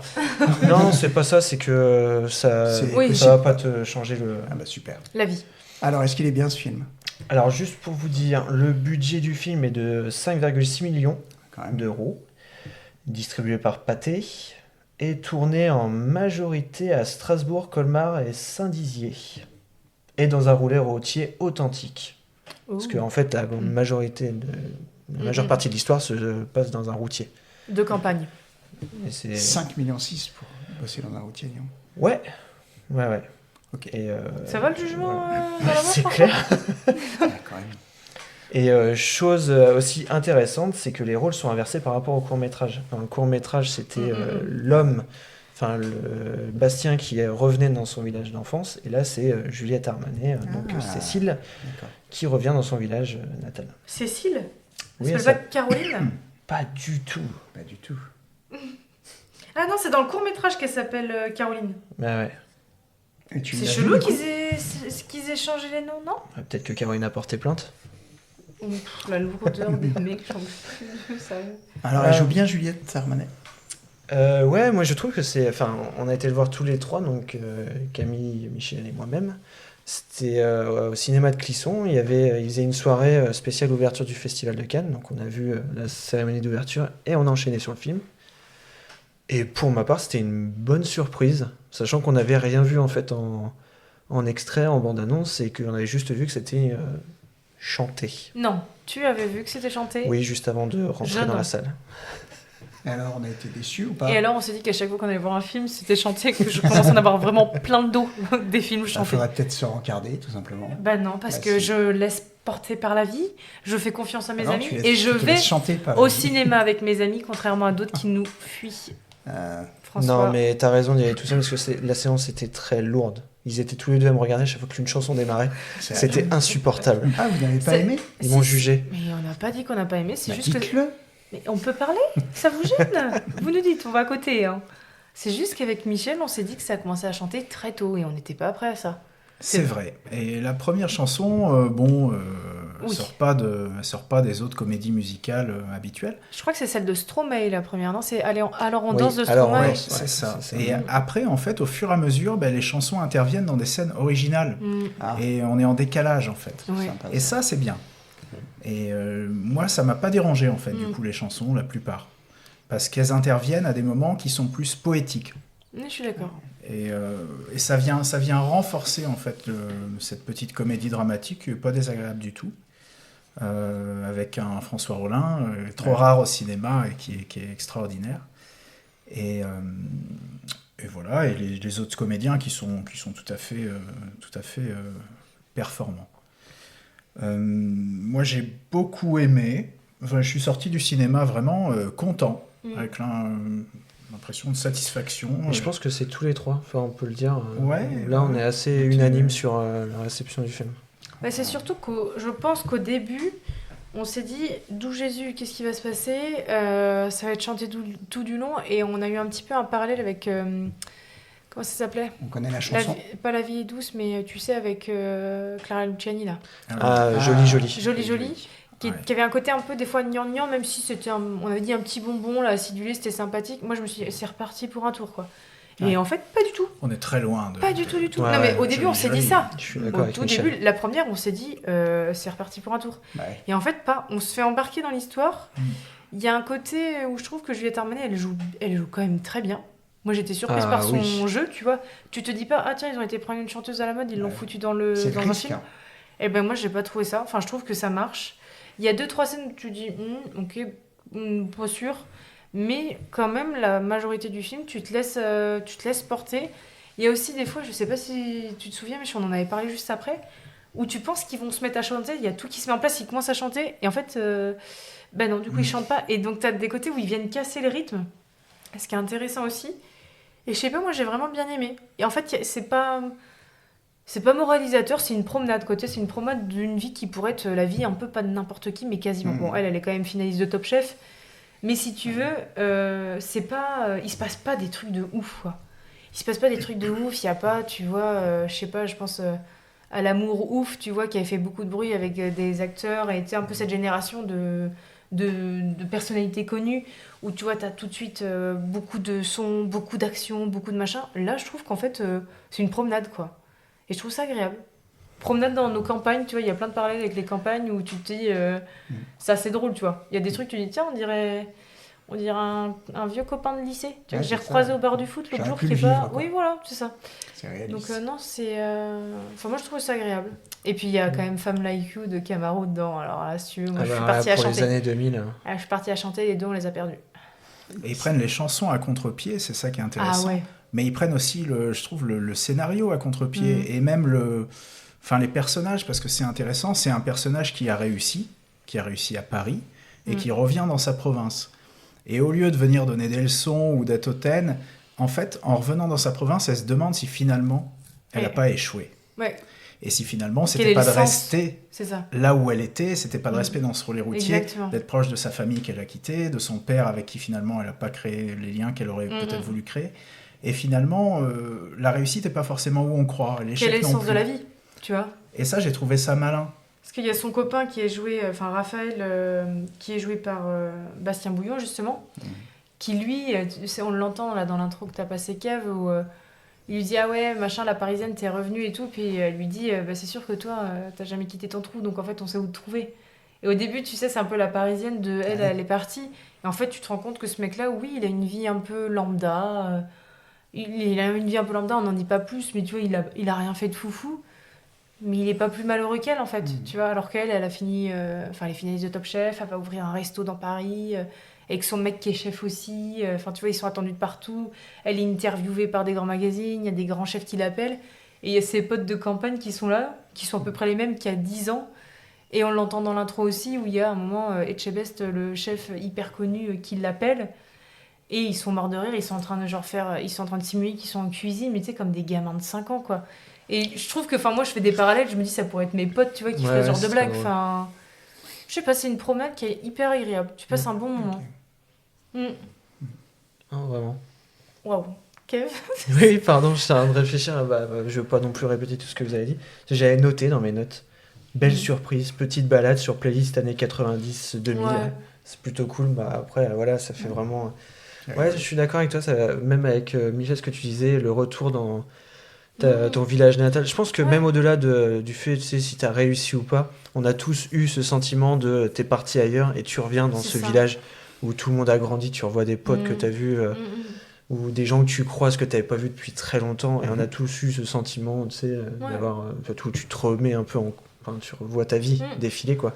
Puis tu as ce truc aussi de te dire, quand tu reviens, peu importe que tu aies voyagé, peu importe que tu aies réussi, entre guillemets, tu vois, ta vie professionnelle ou pas, au final, on traîne tous un peu nos casseroles, et tout le monde a une part de regret pour un truc ou l'autre, tu vois. Tu peux avoir le regret d'être parti, d'être éloigné de ta famille, comme tu peux avoir le regret d'être resté près de tes proches, mais de n'avoir du coup jamais vécu ailleurs et jamais essayé autre chose, tu vois. Et c'est un peu chacun est avec son petit baluchon, et en fait on essaie d'en faire le mieux, quoi. Puis tu dis réussi, mais sur le sens de la réussite. Qu'est-ce que veut dire réussir dans la vie, tu vois? Ouais. Mais rien que pour la scène de François Rollin assis dans sa cuisine en train d'éplucher des patates et en train de chanter Je voudrais mourir sur scène de Dalida. C'est magnifique. Regardez-le quand même. Alors puis cette scène-là est la scène de la patinoire. Moi, je trouve qu'au niveau de la réalisation, c'est magnifique. Enfin, justement, elle est avec son ex-petit ami, quoi. Et il se remémore en fait le dernier moment où ils se sont vus. Bon, c'est pas, on dévoile rien. Et c'est justement là qu'après il y a la chanson de Camaro. Et il passe dans cet endroit un peu abandonné, hein, c'est un peu ça. Et il se remémore. Alors tu vois en fait autour d'eux qui sont vieux, tous les gens qui viennent un peu comme des rêves, mais comme des flashbacks, des flashbacks, mais eux jeunes. Enfin tu sais, tous les autres sont jeunes, sauf eux ils sont vieux. Et il y a une façon de réaliser qui est vraiment sympa, et ça te plonge en fait dans leurs souvenirs, quoi. In situ d'il y a 15 ans. Tout le monde est au même endroit il y a 15 ans, mais on tombe pas dans le kitsch, on tombe pas dans le violent. Et t'as un peu le truc de et si c'était passé ça, on en serait où aujourd'hui? C'est Parce exactement que tu te dis souvent la vie, ça se joue à rien, et il y a des actions que tu fais ou que tu ne fais pas qui peuvent déterminer des années entières de vie.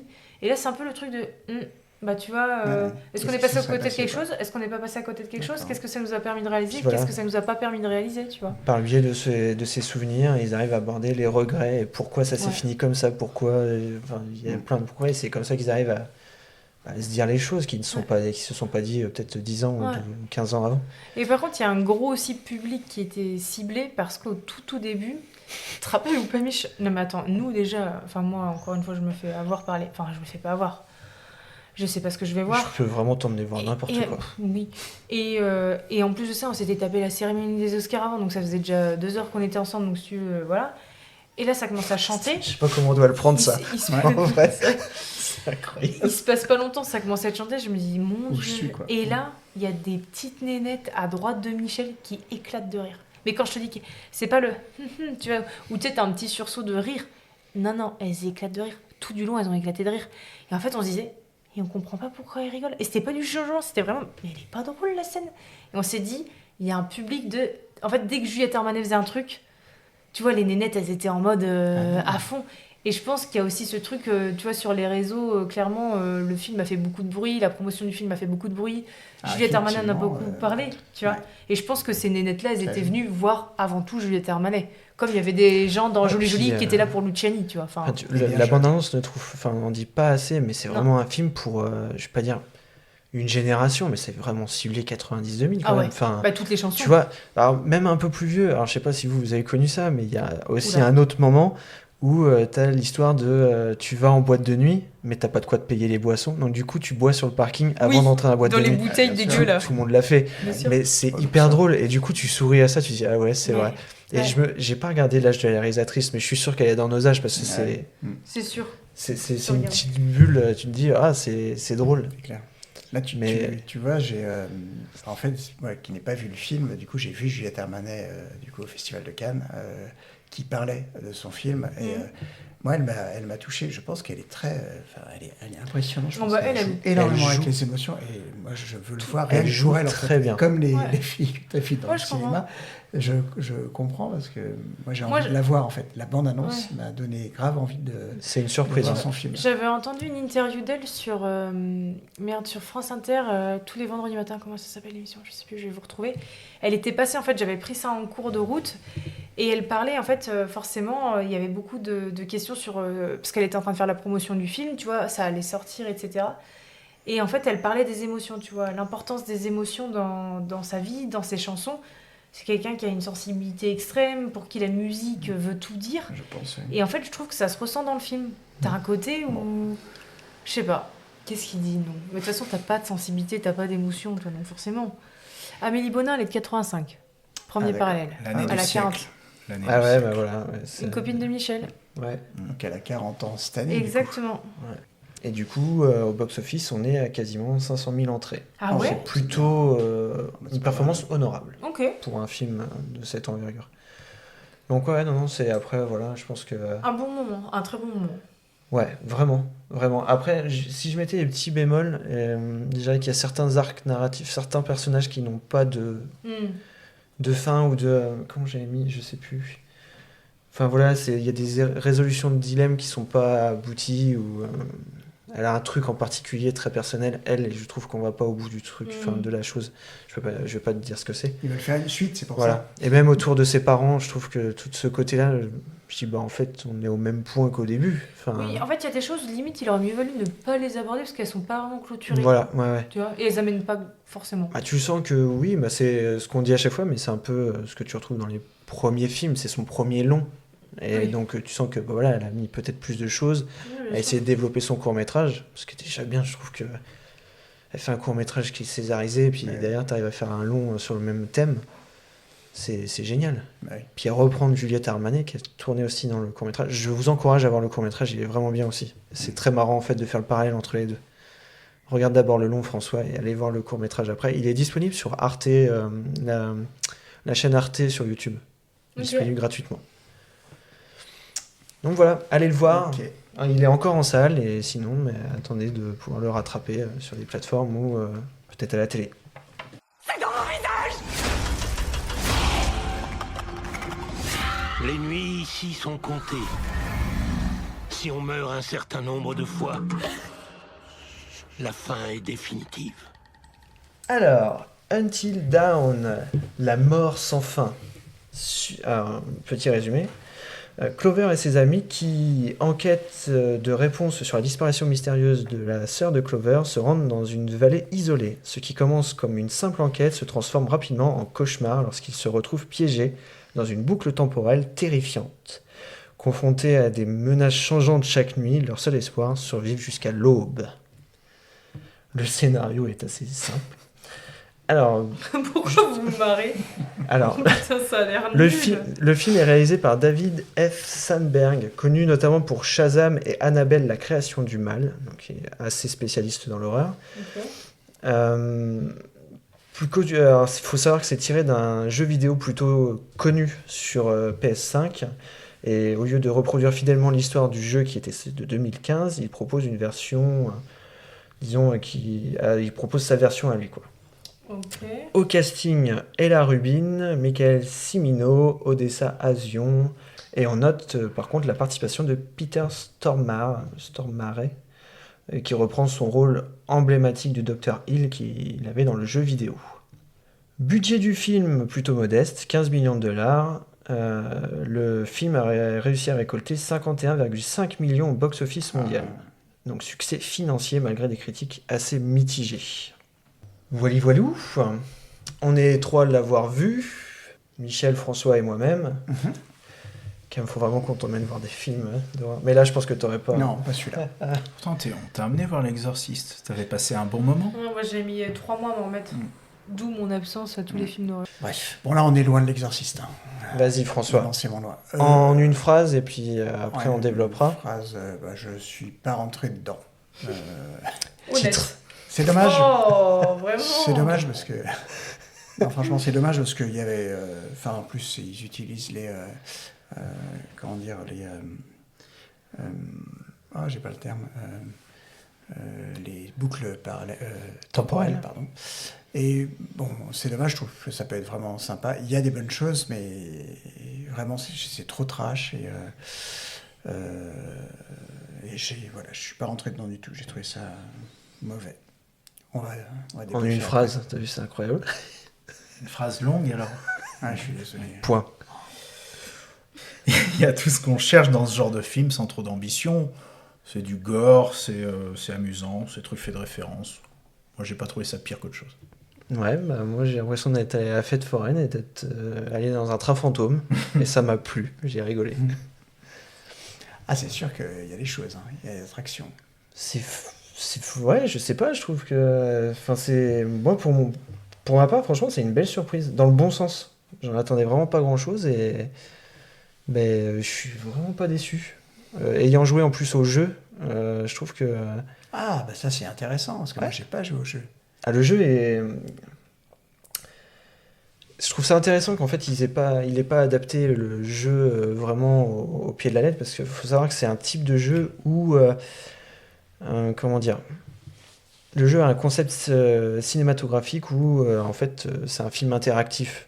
C'est plus du clic, tu joues pas vraiment un personnage principal comme on pourrait jouer dans un jeu vidéo, on va dire assez basique comme Mario ou je sais pas quoi. Là, tu as besoin de faire des choix qui va vraiment imputer toute l'histoire. Et le but, en fait, dans ton histoire, c'est soit tu tues tout ton groupe, soit, en fait, tu essaies de faire en sorte de garder tout ton groupe en vie en fonction de tes choix. Et donc, je trouvais ça assez compliqué à adapter, et je trouve qu'il le fait plutôt bien. En plus, par le biais d'une boucle temporelle comme ça dans une maison, c'est plutôt bienvenu. Je sais pas ce que t'en penses, Michel. Non, je suis assez d'accord avec toi. Moi, je suis rentré assez facilement dedans. J'ai trouvé ça m'a fait penser à un escape game. Je me suis mis à la place en fait des acteurs en me disant, le scénario paraît tellement, c'est pas bancal, c'est méchant, mais voilà, le scénario est léger. Et je me suis dit, prends ça comme un jeu, donc peut-être comme le jeu vidéo, je sais pas. Et je suis rentré comme dans un escape game et je trouvais ça rigolo. J'avais l'impression d'être un participant. En fait, ce qui est dommage pour un film d'horreur, c'est qu'en fait, on n'a pas peur pour les héros parce que comme ils peuvent mourir à répétition, on n'a jamais peur pour eux parce qu'en fait, s'ils meurent, ils reviennent. Ouais. Donc la peur, elle est où ? La peur, elle est dans le fait qu'ils passent pas la nuit. Enfin, il y a tout un système, on peut peut-être le spoiler, mais... C'est dans ta mise en scène, après. Ils créent la peur ailleurs que sur la violence et sur la mort. Et du coup, c'est à la fois moins efficace et plus efficace, en tout cas. C'est différent. Ils misent en fait sur les morts, sur la façon de mourir. Et du coup, voilà, c'est le délire, c'est comment on va les faire mourir. Et ça peut être drôle. Moi, je peux trouver ça drôle, effectivement. Un petit côté Novocaine, vous voulez dire ? Non. Oui, dans le sens où ils veulent montrer toutes les formes, toutes les façons de mourir. Du coup, les protagonistes sont des pauvres rats de laboratoire qui vont se faire... Moi, ce que je trouve dommage, c'est qu'on a aucune empathie pour eux, puisqu'on n'a pas peur pour eux, puisqu'ils vont mourir. Et du coup, on se dit que c'est pas grave, et en fait, du coup, on n'évolue pas. Et ça, je trouve ça dommage. J'ai pas cru, en fait, au pitch, alors, boucle temporelle, soit, mais cette histoire d'architecte, surtout à l'issue, à la fin, où on va spoiler... On spoil ? Ah oui, non, mais j'avais prévenu, c'est des films où... Ça, c'est sûr, tu vas pas le voir. Absolument aucun risque. Mais bref, ils réussissent à tenir ligne. Le pitch, c'est de ne pas mourir pendant toute la nuit, et tu es sauvé. Et forcément, ça ne marche pas. Et à la fin, ils y arrivent quand même. Et t'as quand même un enjeu, c'est que la plupart de ceux qui l'ont fait avant eux, ils ont comme un registre d'hôtel. Ils voient que en fait, les gens n'ont pas tenu plus de 13 nuits, je crois que c'est ça. C'est ça. Donc tu sais que voilà, ils doivent quand même essayer de tenir avant la 13e nuit, boucle. Et les gens qui meurent dans le film, qui sont morts dans cet hôtel, reviennent en zombies. Donc il y a plein de zombies. Alors moi, en goule. Honnêtement, les ghouls, j'ai trouvé ça très mal fait. Enfin, ça m'a pas plu. J'ai pensé à Buffy contre les vampires ou ce genre de truc, assez téléfilm. J'ai rien contre Buffy contre les vampires. Moi, j'ai du mal avec ça, tu vois. C'est marrant parce que pour une fois, je trouve que la forme a empiété sur le fond, parce que le fond est plutôt sympa. Mais moi, la forme du film, la façon dont c'est fait m'a gêné, en fait. Faut dire aussi que j'étais allé voir Destination Finale en première partie de soirée aussi. Ouais, non, mais toi, t'as enchaîné les deux. Et j'ai vu à 22h et les brouettes, et effectivement, c'était peut-être celui de trop. Ça joue, franchement. Je pense que ça joue sur ma concentration. Mais voilà, je suis pas trop rentré dans ça. Tu vois, à un moment donné, les personnages arrivent à s'en aller. On voit un géant de fer, on se dit qu'il va revenir, il vient pas. C'est vraiment pas abouti, je trouve, sur plein de choses. Par contre, il y a quelques bonnes idées. Le fait du souvenir de la souffrance, ça c'est hyper intéressant.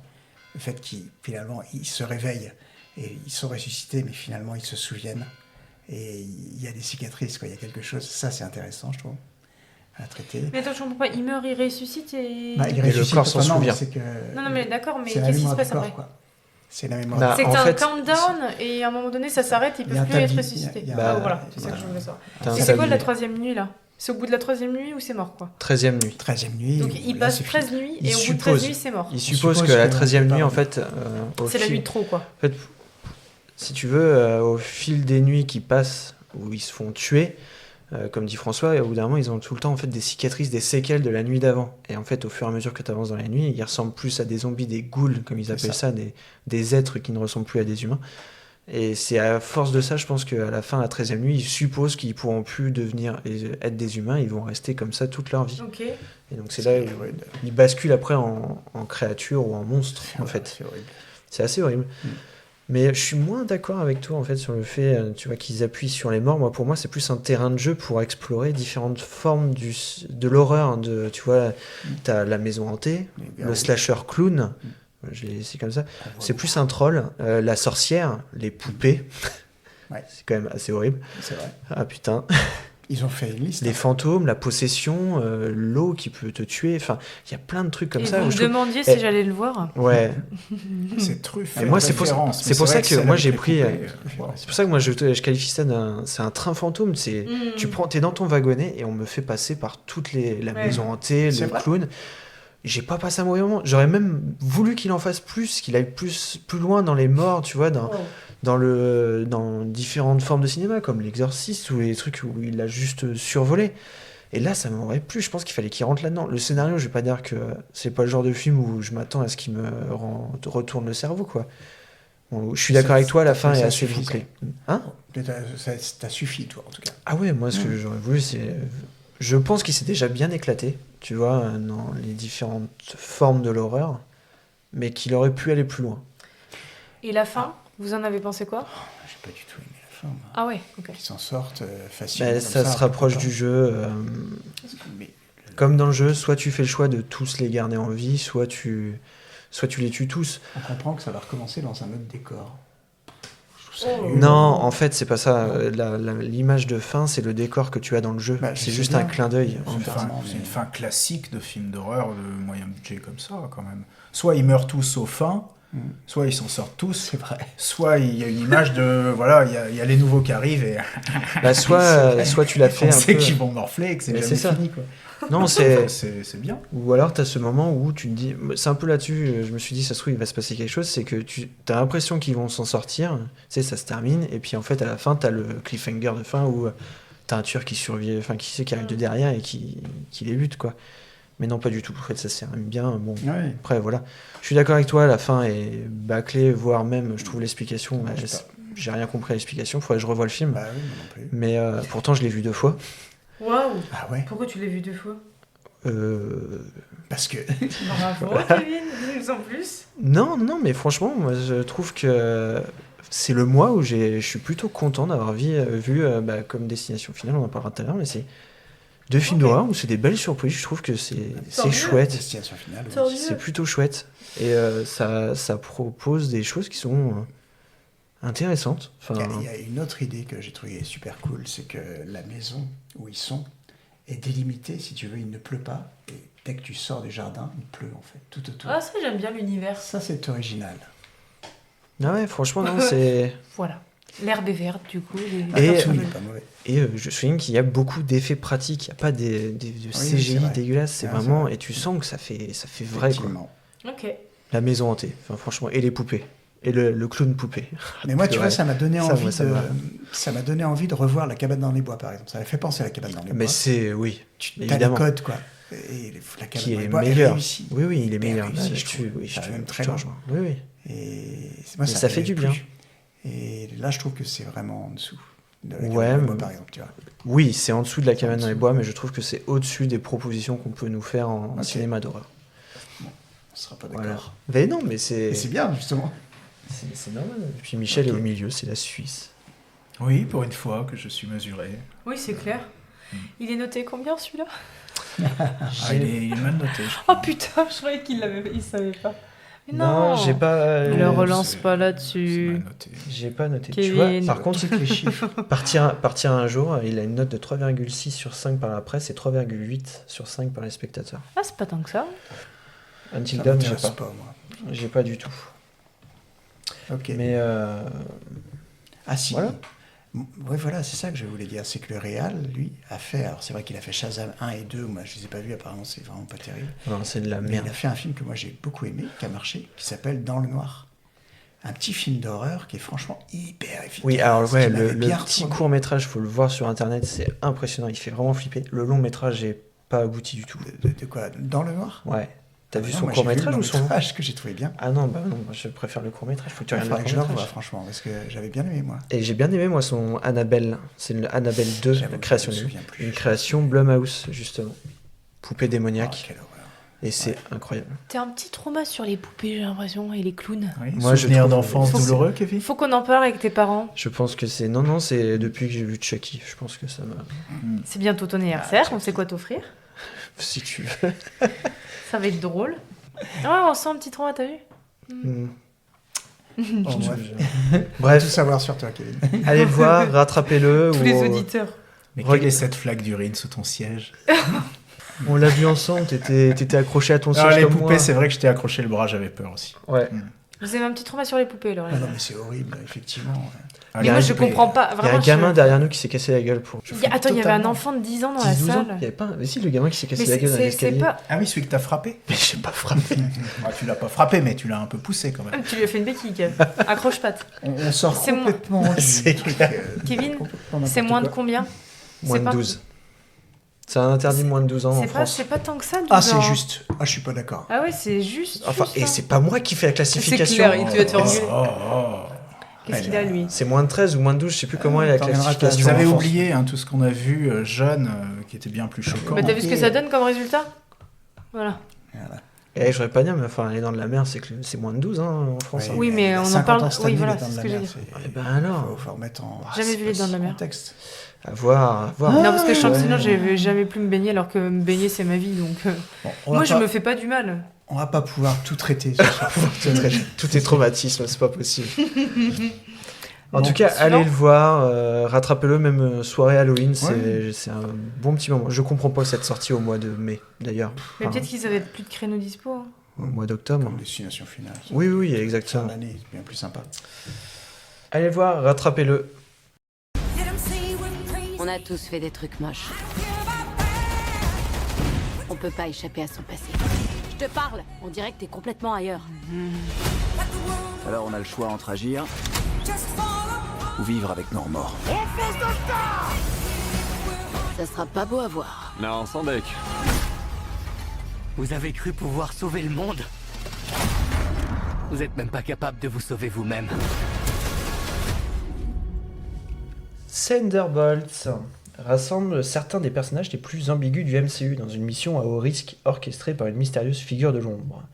Entre enjeux politiques, tensions internes et actions explosives, le film propose une plongée plus sombre et nuancée dans l'univers Marvel, une aventure intense où les limites entre héros et anti-héros deviennent plus floues que jamais.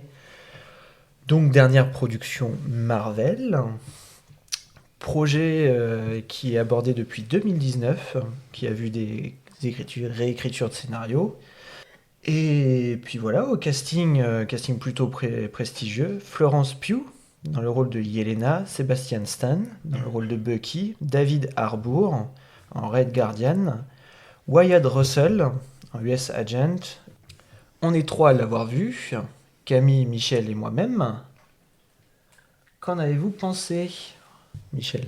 Marvel a encore une âme. Pas si mal pour un Marvel. Ouais, non, je suis Et d'accord toi avec toi. C'est la petite, tu sais, le cœur qui se remet à battre un tout C'est petit ça. peu. Vous reprenez une respiration. Ouais. Voilà. Bon, tu sens que ça prolonge la vie de quelque temps, mais ça Alors juste ça pour échappera vous, pas, quoi. juste pour vous dire, le budget du film est de 180 millions de dollars. 180 millions. C'est un standard pour les Marvel d'aujourd'hui qui sont plus proches des 250-300 millions. Le film a engrangé pas loin de 370 millions de dollars dans le monde. Oh, bah voilà. C'est un score honnête mais plutôt décevant en fait pour ce Hein genre de film. Ouais, parce qu'en fait dans les 180 millions ils comptent pas tout le côté marketing et Ah, tout ok, ça. ok, Donc, ok. bon, voilà. Ok. Mais puis t'as un sacré casting quand même. Qu'il faut payer. Et puis en fait le budget assez gros comme ça, c'est parce que le tournage était prévu pour mi-2023, sauf qu'il a été retardé à cause des grèves des scénaristes et des acteurs à Hollywood. Sauf que pendant les grèves, tu payes quand même tout le beau monde qui est autour du film, et c'est ça qui coûte extrêmement cher. Oui. Et donc, c'est pour ça qu'après, il y a eu plusieurs ajustements, dont, en fait, l'acteur Stephen Yeun, qui joue dans The Walking Dead, qui joue Glenn, devait jouer, en fait, le rôle de Sentry, du méchant, entre guillemets, et qui quitte le projet et qui a été remplacé par Lewis Pullman. Qui est très bon. Qui est très bon aussi. Et donc, c'est pour ça qu'après, voilà, il y a eu 2-3 ajustements et que le budget, je pense, s'est enflammé. Lewis Pullman, il a joué dans Top Gun Maverick. Tu vois, je cherchais là d'où je connaissais sa petite tête. Voilà, si on parlait un peu du film quand même. Ouais, carrément. Moi, je veux bien. L'histoire est plutôt bien écrite. Ça, c'est primordial pour moi, et c'est pas souvent dans les Marvel. L'histoire est vraiment bien écrite. Ça fait pas les gentils contre le méchant habituel. Tout y est plus subtil que d'habitude. Les dialogues sont de qualité. Les personnages sont attachants et complexes. Ça paraît beaucoup plus plausible, par exemple, que Captain America, qu'on a vu il y a quelques semaines. Exactement. Où l'invincibilité du héros altère complètement les émotions, on n'a jamais peur pour lui. Là, on a peur pour tous, parce qu'on a l'impression qu'ils peuvent mourir à tout moment. Et du coup, ça rend le film palpitant. Ça rajoute de l'âme, comme tu as dit au début. Ouais, c'est ça. Si on m'avait pas dit que c'était un Marvel, j'aurais peut-être pas trouvé, tu vois. Parce que c'est pas la patte Marvel de ces dernières années. Voilà, c'est pas mon genre de film favori, mais j'ai trouvé que c'était crédible et que par moments même c'est émouvant. Il y a des scènes émouvantes, notamment vers la fin, où ça tire un peu les émotions, c'est bien. Voilà, j'ai aimé ce film. Alors, petite précision, est-ce que tu veux pas te faire spoil peut-être? Je ne sais pas. Vas-y. Non, ouais, donc on spoilera quand même le film pour qu'on puisse en parler plus librement. Moi, je savais encore pas ce que j'allais voir. Kev m'a dit un soir, ouais, on va avec Max, mon frère, voir un film, tu viens, je vois un Marvel. Enfin, j'avais pas compris, je m'étais pas renseignée. Donc vraiment, j'ai pas ri au début, j'ai pas du tout ri. Parce que Marvel, quoi. Et ça marche pas sur moi, les Marvel. Et, je suis d'accord avec Mich, on dirait pas un Marvel. Il y a 2-3 passages où j'avais pas les refs, donc heureusement que j'avais des sources à côté de moi qui m'ont, tu vois, débriefé vite fait. Mais c'est pas handicapant, je trouve. Genre, si t'as pas vu d'autres Marvel dans ta vie, tu peux aller voir ce film. Tu vois, c'est pas gênant. C'est pas pour les puristes de Marvel. Je sais pas si les puristes de Marvel, d'ailleurs, l'ont aimé. Question ouverte. Je pense que si. Le film, globalement, a été plutôt bien reçu. Ouais. Ok. Il y a toute une partie qui a été un peu moins bien reçue dans la promo. J'en parlerai un peu plus tard. Mais tu vois, je trouve que du coup, même si t'es pas... Tant mieux si du coup les fans de Marvel ont aimé, mais je trouve que si t'es pas un puriste, tu peux y aller, c'est un bon moment. Ce que j'ai bien aimé, comme dit Mich, c'est que d'habitude, ce genre de film, pour moi, c'est vraiment... je sais pas, tu sais, c'est des explosions dans tous les sens, t'as jamais peur, ils sont tous... tu sais, c'est les archétypes des Américains, beaux, forts, riches et puissants et increvables, tu vois. Et là, il y a 2-3 moments où tu dis effectivement, à tout moment, on va perdre quelqu'un, quoi, tu vois. Et je trouve que c'est aussi je sais pas, t'as des belles notions, tu vois, d'amitié, de soutien les uns des autres, tu sais, de gens, tu sais pas trop ce qu'ils... En fait, ils se seraient jamais rencontrés dans la rue, ils seraient jamais devenus potes dans la rue. Et en fait, ils deviennent, tu vois, quand même une espèce d'équipe, tu vois, une bande. Et je trouve que tu peux faire des parallèles avec ta vie en mode, ouais, c'est vrai que lui, c'est le relou du groupe, lui, c'est le clown du groupe, elle, c'est la machin. Et en fait, ça fonctionne, chacun apporte sa pierre à l'édifice. Et je sais pas, j'ai bien aimé. En fait, je trouve que j'ai regardé là, ces 2 heures de film. Je trouve que tu les vois pas passer, vraiment. Enfin, moi, j'ai pas trouvé qu'il y avait tant de longueur que ça. Tu vois, où tu peux les couper. Et j'ai bien aimé, il y a un parallèle à la fin, auquel je m'attendais absolument pas, avec un film que j'adorais qui est Divergente. Mais ça, c'est parce que c'était il y a 10 ans et qu'il y a 10 ans, moi, j'adorais Divergente. J'adorais Theo James, surtout. Et où tu sais si tu dois affronter tes peurs. Et en fait, c'est un espèce de sérum et tu dois affronter tes peurs. Donc, tu te retrouves dans tes peurs et c'est soit tu lâches prise face à ta peur, soit tu dois combattre ta peur, etc. Et là, à la fin, je trouve qu'il y a ce parallèle-là où ils sont dans une espèce de maison sans spoiler. Enfin, chacun un peu son univers et un peu confronté à lui-même et un peu à ses démons et ce qui le rend pas bien. Et je trouve que c'est intéressant. c'est intéressant parce qu'on tombe pas dans le pathos non plus, mais ça vient un peu souligner les failles de chacun, et où tu dis, waouh, j'aimerais pas être dans ta tête, tu vois. Et ça m'a fait penser à Divergente, et j'ai bien aimé, je m'y attendais vraiment pas. Surtout que ça arrive vraiment sur la fin, et tu te dis, comment ça va finir, ça a été un peu chiant, ça va avoir un côté drama, et pas du tout. Et souvent, sans rien spolier, le gentil dans les Marvel, dans tous ces films-là, le gentil qui devient méchant, il devient méchant avec une grande facilité, je trouve. De ouf. C'est très étonnant, mais de ouf. il devient un grand méchant très très vite. Ouais. Alors que là, c'est beaucoup plus nuancé. Ouais, tu sens qu'il est torturé. Ça l'est tout le temps, jusqu'à la fin. Et ça, c'est intéressant. Ouais. Les gentils sont pas super gentils, et le méchant est pas super méchant, non. Pour caricaturer. Et du coup, ça rend les choses...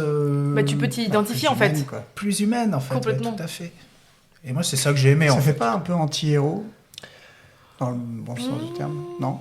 Bah un peu, si. Enfin non, ça fait beaucoup les seconds couteaux, tu sais, les héros qui ont raté, quoi. C'est vraiment ceux qui ont raté, les losers qui ont raté, qui n'ont jamais été trop héros. Ça fait un peu la Suicide Squad du DCU avec Harley Quinn et tout ça. Et là, je pense que Marvel, quand ils ont vu le succès chez les autres, ils ont dit...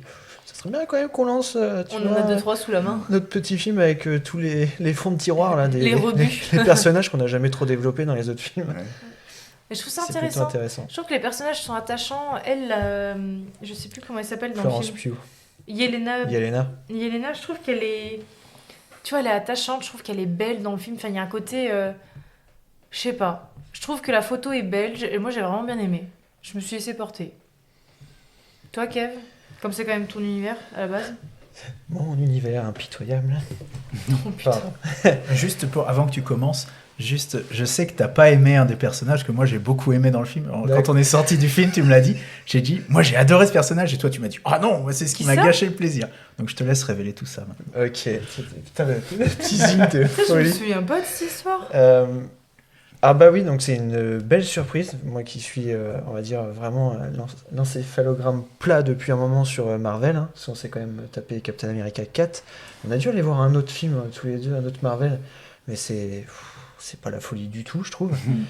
Donc là, c'est quand même une belle surprise, et ça fait du bien. Des personnages intéressants et attachants, sauf pour un ou deux. Donc je vais tout de suite balayer ça. Il y en a un qui s'appelle le Red Guardian, joué par David Harbour, qui joue dans Stranger Things, qui est le chef. C'est le comic relief du groupe, tu vois, celui qui fait les blagues et tout, et c'est insupportable. Moi, je supporte pas. C'est vraiment le côté, tu vois, de l'écriture Marvel qui est resté dans le film, et je ne peux pas. Pourtant, il y a 2-3 scènes où parce qu'il joue le père de l'actrice principale, Yelena. Et il a des moments touchants, mais les moments où il retombe là-dedans, tu te dis non, putain, vous étiez pas obligé en fait. Tu peux amener des petites blagues, tu sais, c'est normal, ça reste du Marvel, il faut que ça soit un peu plus léger. Mais là, c'était trop lourd. Enfin, moi, c'est le point négatif sur le film. Mais tu trouves pas qu'il apporte une légèreté qui est nécessaire, justement? Moi, j'aurais bien aimé qu'il reste dans un film assez sombre. Mais je comprends la légèreté, parce qu'en fait... Moi, j'ai vu en fait tout le film. Faut comprendre que l'actrice principale, Yelena, tout ça, elle est dans au début du film, tu apprends, elle est blasée par ce qu'elle fait, elle ne sait plus. Elle trouve pas de sens de sa vie, et elle a des idées noires par moment. Et le méchant du film, entre guillemets, c'est quand même un personnage qui ne sait pas non plus qui il est, et il a une part sombre lui aussi. Un côté qui l'emmène vers le fond, mais qui jamais le remonte. Donc elle le sait. C'est ça qui est intéressant dans l'écriture du film, c'est que. Et qui est assez mature dans un film Marvel, c'est que ça aborde quand même des moments où elle te dit plusieurs fois, j'y ai pensé, hein, je me serais flingué. D'ailleurs, littéralement, elle saute d'un building au début. Ouais. Elle te fait un speech comme ça qu'elle voit pas pourquoi elle devrait vivre, et elle saute. C'est pour une mission, mais elle saute quand même. Et je trouve que pour un film Marvel, putain. Et en fait, ils ont tous ça, c'est qu'ils ont ils trouvent pas le sens de leur vie. Ils ont tous eu des ratés, ils ont tous loupé quelque chose, ils ont tous eu des casseroles au cul. C'est d'ailleurs pour ça qu'ils sont tous là ensemble. Ouais, c'est pour ça qu'ils sont tous là ensemble. Et le personnage, donc justement, alors je le remets entre guillemets, ce méchant, il a un pouvoir, c'est que quand il touche les gens, il les envoie dans dans une bulle, c'est comme dans une vision du passé qui est un trauma. Et cette idée est super intéressante parce que ça te permet de développer aussi tes personnages. Ouais. Yelena, tu sais qu'elle a eu des problèmes dans son enfance, donc tu vois un peu ça t'apporte une backstory, enfin un background, quoi. Direct, quoi. Voilà. Et il le fait pour Enfin, le réalisateur le fait pour 2 personnages sur les 5. Je dis putain, pourquoi tu me l'as pas fait pour les autres? Parce qu'en fait, ça m'aurait aidé à comprendre un peu les enjeux de chacun, ce qu'ils avaient comme histoire. C'est dommage que c'est le petit point où ils auraient pu développer là-dessus. Et je trouvais que c'était plutôt bien trouvé en plus par rapport au pouvoir du méchant. Que lui, le méchant, moi, enfin, j'ai peut-être pas compris la même chose que vous, mais pour moi, le méchant ne voit pas dans les pensées des autres. Juste quand il les touche, ça déclenche chez eux ça, parce que quand ils reviennent à eux-mêmes. Mais tu sais, il les regarde en mode, mais qu'est-ce qui se passe, tu vois? Enfin, en fait, moi, j'arrive pas à savoir. C'est un peu bizarre. Tu sais, c'est pas en mode, je te regarde dans les yeux et je sais. Enfin, tu sais que je sais que tu sais que je sais, tu vois. C'est en mode, genre, il touche, il déclenche ça chez eux, et eux, ils se retrouvent en mode, putain, il sait tout. Et en fait, le mec les regarde en mode, ça va pas, tu vois, genre, il s'excuse presque d'être là, tu vois. Il a un côté hyper attachant, lui. Hyper attachant. Et donc, encore une fois, on parle d'un méchant, entre guillemets, parce que ça n'est... Enfin, c'est pas... Petit spoil, ça n'est pas vraiment un méchant. Enfin, c'est plus quelqu'un qui est tourmenté, qui a des problèmes et qui ne sait pas où il est. Qui a un côté sombre. Ouais, un côté sombre. Et je trouve que la fin est bien trouvée. Au lieu de... En fait, tout le climax du film est beaucoup plus recentré sur une petite partie, sur une rue en fait, où le méchant part un peu en vrille, il est perdu, et tu vois enfin les héros donc du film sauver des gens. Ce que je reproche au dernier Marvel, c'est qu'ils ils se foutent sur la gueule partout en ville, mais jamais ils sauvent quelqu'un. Je dis putain, c'est pas possible. Et là, tu les vois enfin dans les rues, parce qu'ils ont pas de pouvoir en fait, ces héros-là. C'est ça aussi qui est beau, c'est qu'ils ont aucun pouvoir, ou quasiment pas, une force. Oui, ils ont de la force, mais c'est ça. tu les vois, tu vois, sauver une gamine, tout ça, et même l'histoire en fait des ombres. Enfin, c'est dur à expliquer, mais. Le méchant, dans sa folie, en fait, il déploie des ombres un peu dans sa torture, il déploie des ombres partout sur la ville, et en fait, pour montrer que les gens, il efface les gens, en fait, de la Terre, et pour montrer qu'il efface les gens, en fait, ça projette des ombres par terre. En fait, ça fait un peu la guerre des mondes. Comme s'ils s'effaçaient d'eux-mêmes. C'est exactement ça, et je pense que le réalisateur a pensé à ça aussi. Je dis, la vache, t'as un moment, t'as un héros, il sauve une gamine, et la gamine, elle se fait... Tu as disparu. Propulsé.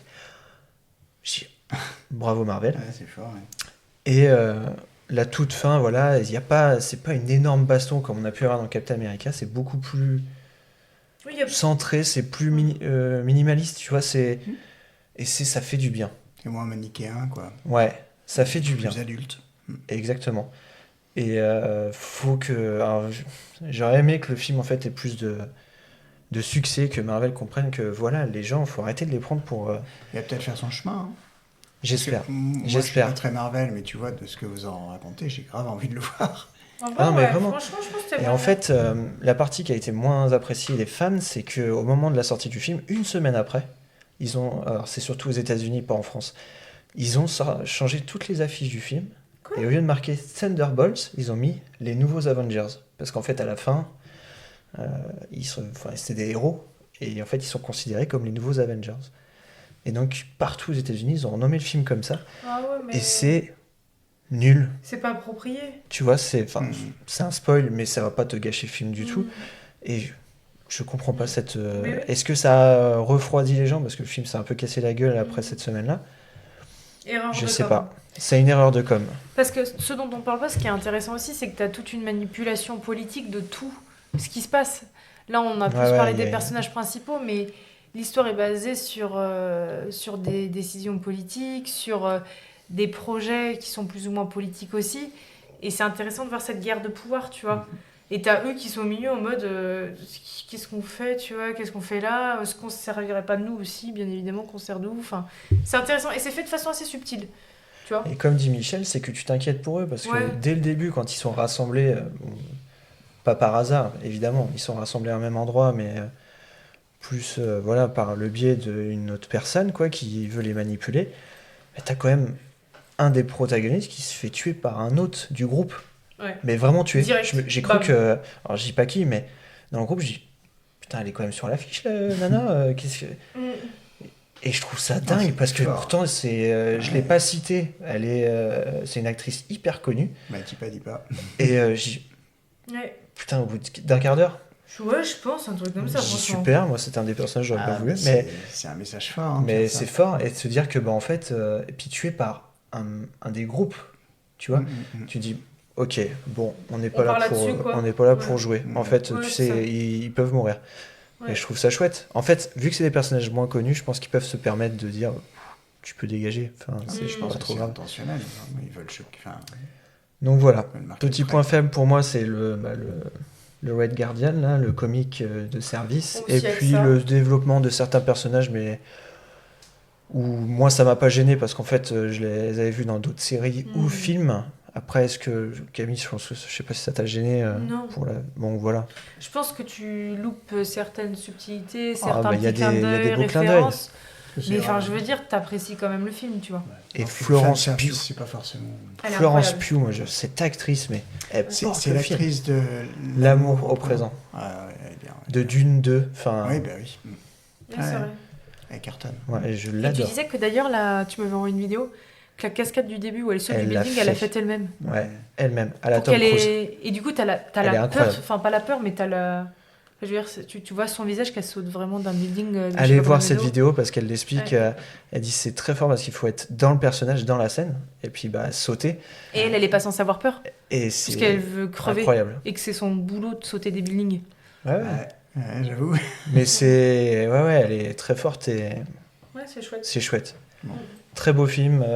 Et rattrapez-le. Franchement, là, j'encourage à rattraper ce Marvel. C'est incroyable. Et puis, bien sûr, restez jusqu'à la fin du film parce qu'on tease Ouais. forcément Bah oui. les 4 Fantastiques, la prochaine Ouais. grosse sortie. Et Marvel. même Michel vous conseille d'aller voir un Marvel, donc vraiment, allez-y. Parce que Et ça, ce jour-là, on savait pas s'il allait arriver un jour. Michel, c'est la bonne patte. Captain America 4, t'avais Puis pas aller détesté. voir Lévis Pullman, j'ai trouvé très bon. Je pense qu'il va faire son chemin. Ouais.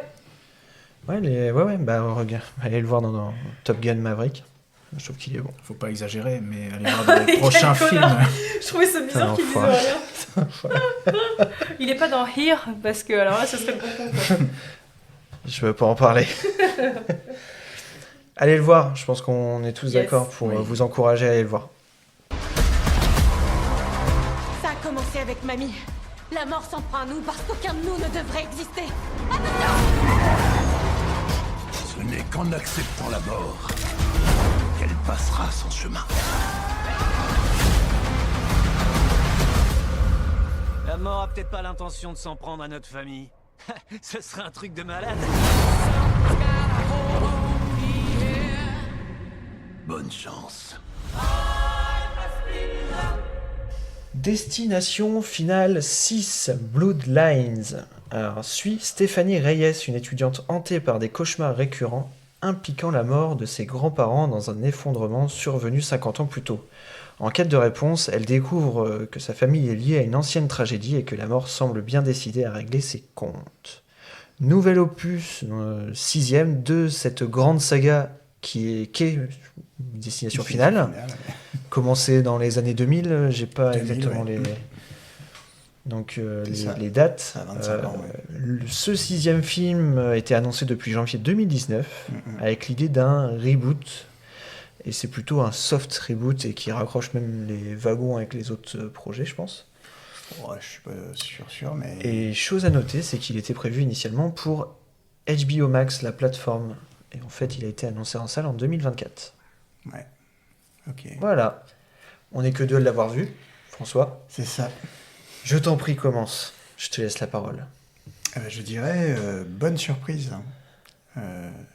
Même très bonne surprise. Je trouve que tout le début du film qui se passe dans les années 60 est vraiment chouette, vraiment régalant.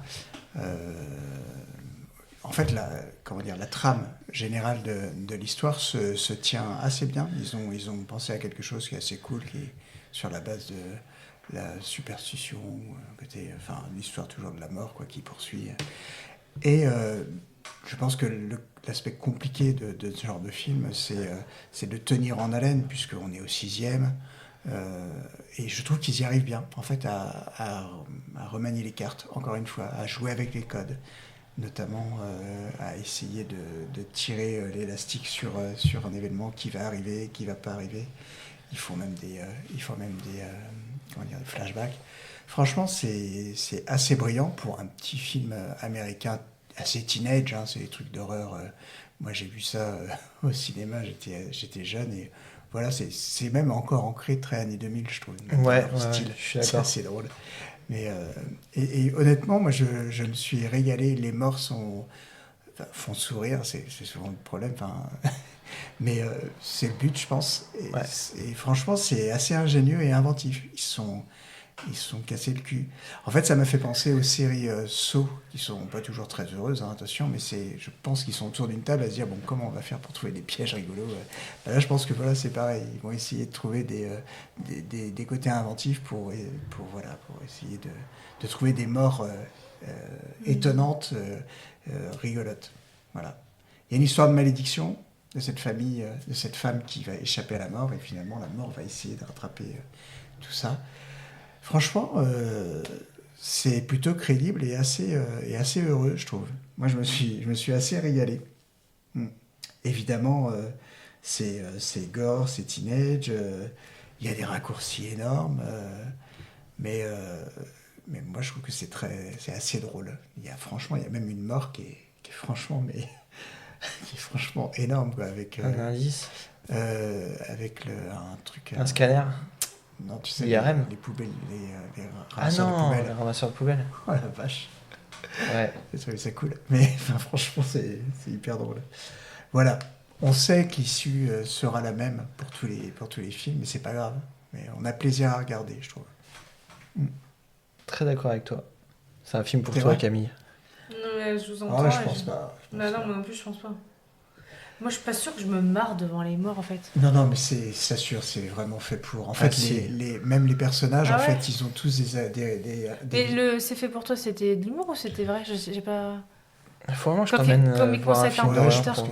Faut que je t'emmène. J'ai l'impression d'être votre chien de compagnie, les gars, et que vous me sortez de temps à autre. On sait que t'as du mal avec les films d'horreur. C'est-à-dire, vous m'avez m'avez amené voir L'Exorciste, quoi. Ah, j'avoue que mais là, tu savais. Bah non, je savais pas. C'était le premier, vous m'avez dit, ça fait pas si peur. Non, c'est pas si peur. Vous êtes foutu de ma gueule, c'est tout. C'est quand même... C'est vraiment un grand film. C'est un chef-d'œuvre. Oui, mais je ne dis pas que c'est un mauvais film. Je dis simplement que ça m'a fait extrêmement peur. Ça marche très bien. Là, on est loin, attention. C'est L'Exorciste du coup. C'est pour ça que là, ça te fait marrer, en fait. C'est ça? Mais oui, mais parce que c'est énorme. Tu crois pas? La mort arrive et enfin voilà, on échappe à la mort. Du coup, on sait que ça va arriver. Mais comment? Et c'est assez drôle. Finalement, la mort est un personnage, je trouve. Et du coup, ça c'est plutôt rigolo. Tu sens que les gens ils jouent avec les codes, franchement. Mais on n'échappe jamais à la mort. Avec sa voix de psychopathe, là. C'est exactement ce qu'on te dit. Ok. Mais ouais, t'en as pensé quoi, toi, Kevin? Eh ben ouais, je suis d'accord avec toi, c'est une très belle surprise. C'est la deuxième dans la catégorie film d'horreur, avec justement Until Dawn.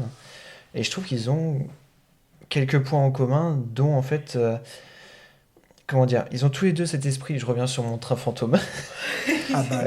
Dans leur décor, tu vois la maison de la mamie. Enfin, elle est excellente. Ouais, moi la maison de la mamie, survivaliste. Et moi, quand la porte s'ouvre, je dis putain, t'as l'impression d'être pareil dans ton wagonnet. Et t'avances comme ça. Et moi, j'adore. Enfin, c'est vraiment bien. Et je suis pas particulièrement fan de la saga. Je les ai tous vus, mais bon, il y en a qui sont très oubliables ou très très cons. Ouais, très badufs. Mais c'est toujours marrant, où ça reste ancré dans l'imaginaire collectif. Il y en a un où c'est une mort, dans les anciens, où en fait c'est une mort où tu as un camion avec des rondins de bois. Et en fait, les rondins de bois rentrent dans les voitures de derrière à un moment donné. Enfin, la scène est monumentale. Donc en fait, vraiment, je pourrais aller le voir, ça me ferait pas peur. Non, c'est plutôt... Il y a des crânes qui explosent, il y a du sang. Oui, mais c'est gore, ça fait pas peur. Non, ça fait... Ah bah non, ça fait pas peur du tout. En fait, ce qui est excellent, je trouve, là-dedans, c'est que tous les acteurs... On a presque envie qu'ils meurent. Enfin, alors là, dans celui-là, il y a surtout un garçon, un petit gamin. En fait, ils ont tout fait pour que tu aies envie de le voir mourir, ce gamin. Le petit roux du départ. Là. Un petit roux insupportable. Mais vraiment, ils ont tout fait pour que tu le détestes, quoi. Voilà. Et l'acteur joue super bien, le petit jeune. Et t'es tellement content quand il meurt. Putain, vous êtes des grands malades. Déjà, il est roux. Moi, ça m'aurait suffi pour être satisfait. T'es archi border. Mais tu sais que je me suis dit, ça se trouve, ils vont le laisser vivre juste parce qu'il est roux. Mais les gars, d'où Jésus. On est sur une rouphobie, là, ça va pas ou quoi? À tous les roux qui nous écoutent, on vous aime et vous êtes beaux. On va avoir un procès au cul par les roux. Non mais vous, Kev et Michel... On fait attention sur plein de sujets et c'est les roux qui vont nous emmerder. Je vous rappelle que du coup, il y a un enregistrement et qu'on n'est pas à l'apéro, mais avec grand plaisir. Mais voilà. Blague à part, pour revenir vraiment, tu trouves pas que le départ du film, ce qui se passe dans les années 60, est franchement vraiment cool, quoi. Ouais, avec le chanteur, la musique qui est super cool. Je me demandais où ils allaient, en fait. Mais moi aussi, mais du coup, ça marche vachement bien, je trouve. C'est peut-être le seul moment où, c'est pareil, les effets spéciaux sont un peu moins bons, mais franchement, dans l'ensemble, il y a beaucoup d'effets pratiques. Et encore une fois, comme Until Dawn, je trouve que ça sauve le film. Mais non, c'est... Il y a de l'argent, il a coûté quand même il a coûté 50 millions de dollars. Putain, mais et il a rapporté 232 millions. Sérieux ? Ah, bah, c'est super. Et il a faisant de lui en fait le film le plus rentable de la franchise. Ouais. Et du coup, les acteurs sont tous bons, je trouve.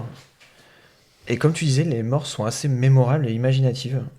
Puis on a envie, moi je trouve comme c'est souvent des têtes à claques, on est vraiment dans. Puis en fait, c'est très ludique et dans les morts, non, mais parce qu'en fait, tu cherches d'où ça va venir. Ils te mettent en place plusieurs éléments. Tu te dis il va se prendre le pied là-dedans ou il y a ça qui va tomber. Donc ça te garde en haleine en fait tout le long. Tu as envie de savoir comment ça se passe. Et ouais, je suis d'accord avec toi, ils y arrivent très bien. À un moment donné, tu crois qu'il y en a un qui va mourir, et en fait, il te l'explique après pourquoi il meurt pas et tout ça. Ouais, c'est bien. Et pourquoi il meurt plus tard, peut-être. Ça me fait penser à un ours dans le Jura où tu voyais la scie en gros plan et tu dis il va se faire découper, pas du tout. Ouais. Et la déception. Il se fait juste écraser par une pelleteuse. Oui, tu vois, en reparlant de la scène de début, je pense que le film à la base était prévu pour une sortie en 3D. Il y a beaucoup d'effets en fait qui t'arrivent dessus. Au début, il y a un piano. Ça fait très cartoon d'ailleurs ce moment. Non mais c'est vrai, t'as un côté cartoon parce qu'un piano qui arrive sur la table de quelqu'un, une pièce aussi comme par hasard, tu te dis mais c'est bien, c'est bien amené. C'est régalant, exactement. Aux spectateurs, tu vois bien évidemment, c'est rigolo, il y a les personnages sont un peu caricaturaux très souvent évidemment. Il y a un personnage qui joue le rôle de la mère qui revient, sert complètement à rien. Il y a plein de trucs comme ça, mais c'est pas grave. Je trouve qu'ils sont. T'en as pour ton fric en fait. Ouais. Et encore une fois, ils sont inventifs quand même dans la façon. Puis tu vas chercher des acteurs. Les acteurs sont bons. Bon, ils viennent tous de séries ou de petites séries teenage de Netflix et tout ça, mais t'es content de les voir et puis ça joue pas trop mal. En vrai, ça va. Parce que ce que j'ai découvert et ce que je trouve cool, c'est que la scénariste du premier Destination Finale, en fait, elle l'avait écrit pour en fait un épisode de X-Files. Et c'était prévu, elle voulait le vendre à X-Files en fait, parce que c'était son métier. Et c'est quelqu'un de sa famille qui lui a dit « Non mais attends, mais c'est génial, propose-le pour en faire un vrai film. » Et finalement, c'est devenu Destination Finale, quoi. Et là, c'était le numéro combien que vous avez vu ? C'est le 6. Et le premier, qui se passe dans un avion, est tiré d'un fait divers réel. C'est une personne qui devait prendre l'avion pour aller voir sa famille. Et la veille, sa mère l'appelle et lui dit ne monte pas dans cet avion, j'ai fait un rêve terrible, tu vas mourir, n'y va pas. Jure-moi que tu n'iras pas. Elle écoute sa mère, elle n'y va pas, et le lendemain, elle apprend que l'avion s'est crashé. Sa mère bordel. C'est un fait. C'est factuel. Et voilà, et du coup, ils en ont fait Ça joue beaucoup sur cette impression, tu sais, des fois de déjà-vu, où tu vas sentir qu'il va se passer quelque chose. C'est le fait de regarder, je sais pas, là c'est la scène de début où tu as l'immeuble, tu regardes, tu vois l'ascenseur, tu vois du monde dans l'ascenseur, elle monte dans un ascenseur, la fille, tu vois qu'il y a marqué que c'est pour 6 personnes max, et tu vois qu'ils sont plus que ça, enfin tu sais, elle se le dit inconsciemment, où tu vois des trucs qui bougent, qui devraient pas bouger dans un immeuble.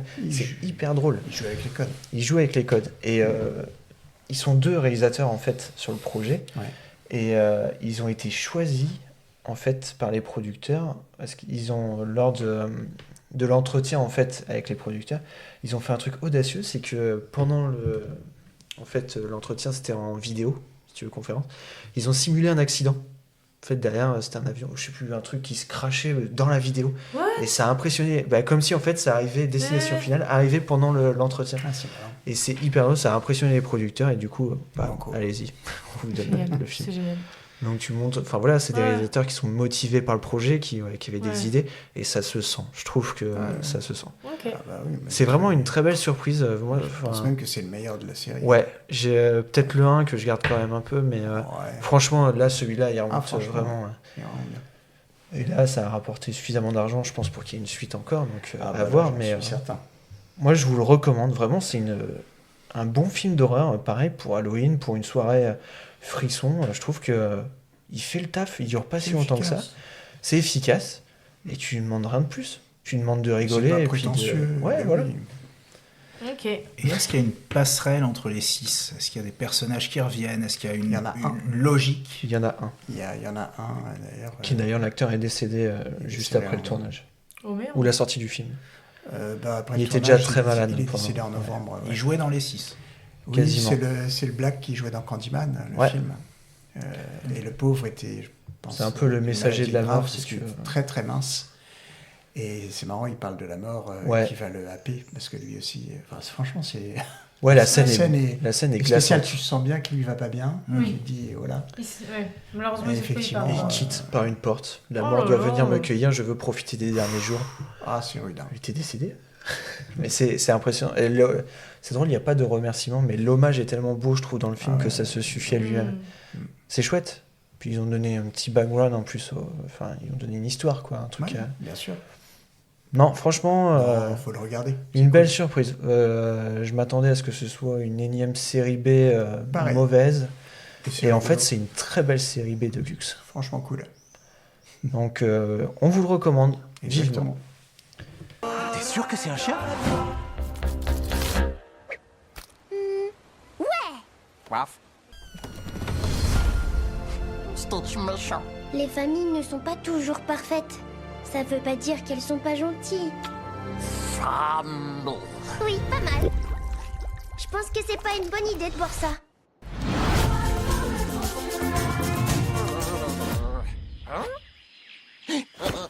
Donc moi je vais vous parler assez vite fait de Lilo et Stitch, que j'ai eu la chance d'aller voir. Donc remake en live action du dessin animé Lilo et Stitch. Je crois que tout le monde l'a vu peut-être. Ah, moi je Ça l'ai l'a vu aussi. Oui, bah oui, Stitch. t'as Génial. quand même À un l'original. personnage assez emblématique des studios Disney. Ah, je trouve. Donc, projet lancé en 2018 et qui devait lui aussi initialement être directement envoyé sur les plateformes Disney+, tellement je pense Disney ne croyait pas en projet. Et donc du coup ils l'ont mis quand même pour le cinéma. Juste pour vous dire, le budget du film est d'environ 100 millions de dollars. Putain, mais c'est toujours des... Et le film a réalisé un démarrage mais impressionnant, récoltant 183 millions de dollars lors de son premier week-end.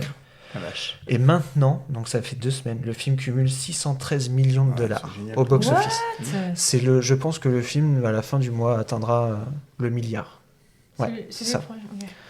Et ce qu'il faut savoir, avant que je vous donne mon avis, il faut savoir que le film d'animation, à la base, c'est pareil, c'est un projet que Disney n'avait pas forcément... misait pas beaucoup dessus, quoi. Ils ont laissé les créateurs faire leur petit truc, ils ont dit bon, on le sortira comme ça, et ça a été un énorme succès déjà à la sortie. Et c'est devenu un personnage culte qu'on retrouve dans les parcs d'attractions. Il y a eu des suites, il y a eu une série. Je trouve ça assez drôle de faire le parallèle en disant que sur le film, c'est pareil, il misait rien du tout, et que ce soit le plus gros succès. Le film a récolté plus que Blanche-Neige en 2 semaines. C'est génial. C'est quand même dingue. Alors que Blanche-Neige, ça a coûté 400 millions, je sais plus combien j'avais dit, 300 millions. C'est énorme. Et c'était pas bien. Eh ben écoutez, c'est pas à la hauteur du dessin animé, mais franchement, ça n'a pas à rougir du Ok. dessin animé. C'est touchant, c'est marrant, c'est super bien fait. La gamine joue extrêmement bien. Je trouve que elle crève l'écran. Stitch pareil évidemment. Hein. Les personnages sont attachants. Je trouve que l'histoire entre les deux sœurs est plutôt bien développée. Tu y crois. Et non, tu passes un bon moment. Et puis en fait, ouais, c'est doux. Tu souris tout le long, c'est innocent. Et puis bon, je l'ai vu dans une salle qui était remplie d'enfants. Moi, j'avais une gamine à côté de moi. Elle avait. Pauvre. Non, mais c'était très drôle. Elle a vu un panda arriver, c'est dit. C'est en plus qu'elle a vu ce Et mec ton bracelet électronique a pas sonné, c'est bizarre. Oh, Mich, putain. Je te jure. Non, je lui ai dit, c'est qu'elle est arrivée, elle avait son t-shirt Stitch et sa peluche Stitch. Oh non. Et tous les enfants, en fait, avaient quelque chose de Stitch Oui. sur eux. Oui. Et c'est... Attendrissant. Ouais, et il n'y a pas eu de débordement. Enfin, tu vois, il y a des enfants, ils tiennent pas en place des fois devant les films. Il n'y a pas eu de débordement. La gamine, elle riait de tout. Et tu dis, bon, peut-être que toi, ça te touche pas au même point que les enfants, mais je pense que le film fait le taf pour les enfants et même plus. Et pour moi, c'est le principal. T'as gagné si les enfants sont touchés devant le film. Et puis, je pense que, C'est que ça marche. Ce qui touche enfants et parents, c'est il y a un message social dans Stitch. C'est quand même ils ont perdu leurs parents et puis c'est la grande sœur qui doit vraiment s'en sortir et s'occuper de sa petite sœur avant que avec la bahut, elle galère. Ouais, c'est ça. Avant que sa petite sœur ne lui soit retirée parce qu'elle peut pas s'en occuper. Et c'est vraiment bien amené dans le film. Et non, Stitch est fidèle à lui-même. Il fait des gags et tout. Il est touchant en fait dans les moments où il doit être touchant. Et non, c'est. Et est-ce qu'il y a des gags en plus du film, du dessin animé ou Oui, pas? oui. Il y en a quelques-uns. Les emblématiques sont là, évidemment. Les scènes emblématiques sont là aussi. Non, ça marche, c'est ça. Le point négatif, mais je le dis, c'est que ça reste un film qui, voilà, c'est une copie d'un dessin animé, quoi. Il n'y a pas encore d'imagination, mais tu le sais dès le début. C'est la version facile. Mais tu sais ce que tu vas voir. Ça. Mais j'aimerais qu'encore une fois Disney aille un peu plus loin. Ça fait drôle de voir Stitch avec une fourrure, je trouve. Mais mais moi ça passe. C'est vrai, c'est cool. Large. Ouais. Okay. Et il est vraiment bien ancré. Le seul bémol, c'est que tu as les autres personnages extraterrestres, forcément, qui viennent le chercher. Et c'est un peu trop proche de l'animation au niveau des textures et tout, ce qui fait que tu as l'impression de voir un décalage avec la réalité. Moi, ça m'a pas choqué longtemps, et je suis très content d'avoir vu Tia Carrère qui jouait dans la série Sydney Fox. Et ça fait plaisir de la voir. Elle est là, elle joue l'assistante sociale. Elle a prêté sa voix déjà à l'assistante sociale dans le dessin animé. Et je trouve ça touchant de la revoir. Mais Sydney Fox, c'est l'aventurière ? Ouais, et ben là tu la vois là. Mais toute mon enfance, elle n'a pas changé. Elle est là en assistante sociale à aider les deux gamines et je trouve que c'est hyper touchant. Aller le voir. Mais allez le voir, franchement, même toi, François, tes gamins. Et c'est la vraie voix française du dessin animé. D'accord. Du doubleur. Moi, j'adore. J'adore ce doubleur. Et Ohana veut dire famille. C'est trop bien. Mais c'est ça que tu disais des fois. Ohana. Bah oui. Ohana. Ah, faut que tu le vois, tu l'as jamais vu? Non. Ah, de toute façon, je pense que les gens qui me suivent sur Insta, à chaque fois je mets Stitch dans mes reels, j'adore ce dessin animé. C'est d'Alan Silvestri? Ouais, et puis t'as toute la BO d'Elvis Presley, parce que la gamine est fan d'Elvis Presley, et c'est tellement bien, c'est dans les îles, franchement, il y a des moments de surf, moi j'avais envie de surfer avec la gamine, et puis Stitch, c'est... T'as déjà vu un panda surfer? Oui. oui. Sur le ventre. T'es con. Mais non, je vous le conseille, c'est une belle douceur, c'est innocent, enfin franchement, je comprends les gens qui gueulent parce que voilà, c'est un énième remake, oui, moi aussi je le dis, mais là, ça fait du bien, c'est un film, voilà, je sais pas, j'ai pas envie de le descendre, franchement pas du tout. Je crois qu'à l'origine, le dessin animé, je crois que tous les arrière-plans étaient peints à la main. Oui, exactement. Je me souviens de ça à l'époque. T'imagines le boulot? C'est pour ça que c'était une œuvre originale un petit peu. Déjà, et qu'ils ne misaient pas énormément là-dessus. Ils se sont dit c'est un truc hawaïen et tout. Enfin, et franchement, c'est vraiment un petit bijou ce truc-là. Et la gamine, encore une fois, je trouve que pour son âge, il y a quelque chose, quoi. C'est drôle. Même sa sœur. Donc voilà, franchement, je vous le conseille, surtout si vous avez des enfants. Franchement, c'est le film à voir en ce moment pour un film familial. Vous passerez forcément un bon moment. Ça marche. Et ben voilà. Merci beaucoup. C'était notre petit tour des critiques pour ce mois de mai-juin, début juin. Mais ouais, ça a été un peu long. C'est mai tardif, quoi. Mais mai avec tous les ponts et tout ce qui s'est passé. Ouais, voilà, c'est ça. Ouais. On vous retrouve très bientôt. Merci de nous suivre. Merci beaucoup. Vous pouvez toujours nous suivre sur Instagram et nous retrouver sur toutes les plateformes de podcast, Spotify, Deezer, Amazon Music, Apple, YouTube maintenant aussi. N'hésitez pas à nous laisser un commentaire, à nous donner vos impressions sur les films qu'on a critiqués, nous donner peut-être des conseils sur des films à voir, et puis à nous partager surtout, c'est ce qui nous fait vivre aussi. Pas encore d'ailleurs. Pas encore. Mais c'est déjà énorme. 36-15 pour parler. J'ai pas fait de courrier des pourparlers, je suis désolé, j'ai pas eu trop le temps, mais merci beaucoup pour vos messages tout doux. Oui, ça fait du bien. Ça fait beaucoup de bien. Merci beaucoup. Merci. À bientôt. À très bientôt. Bisous. Bisous.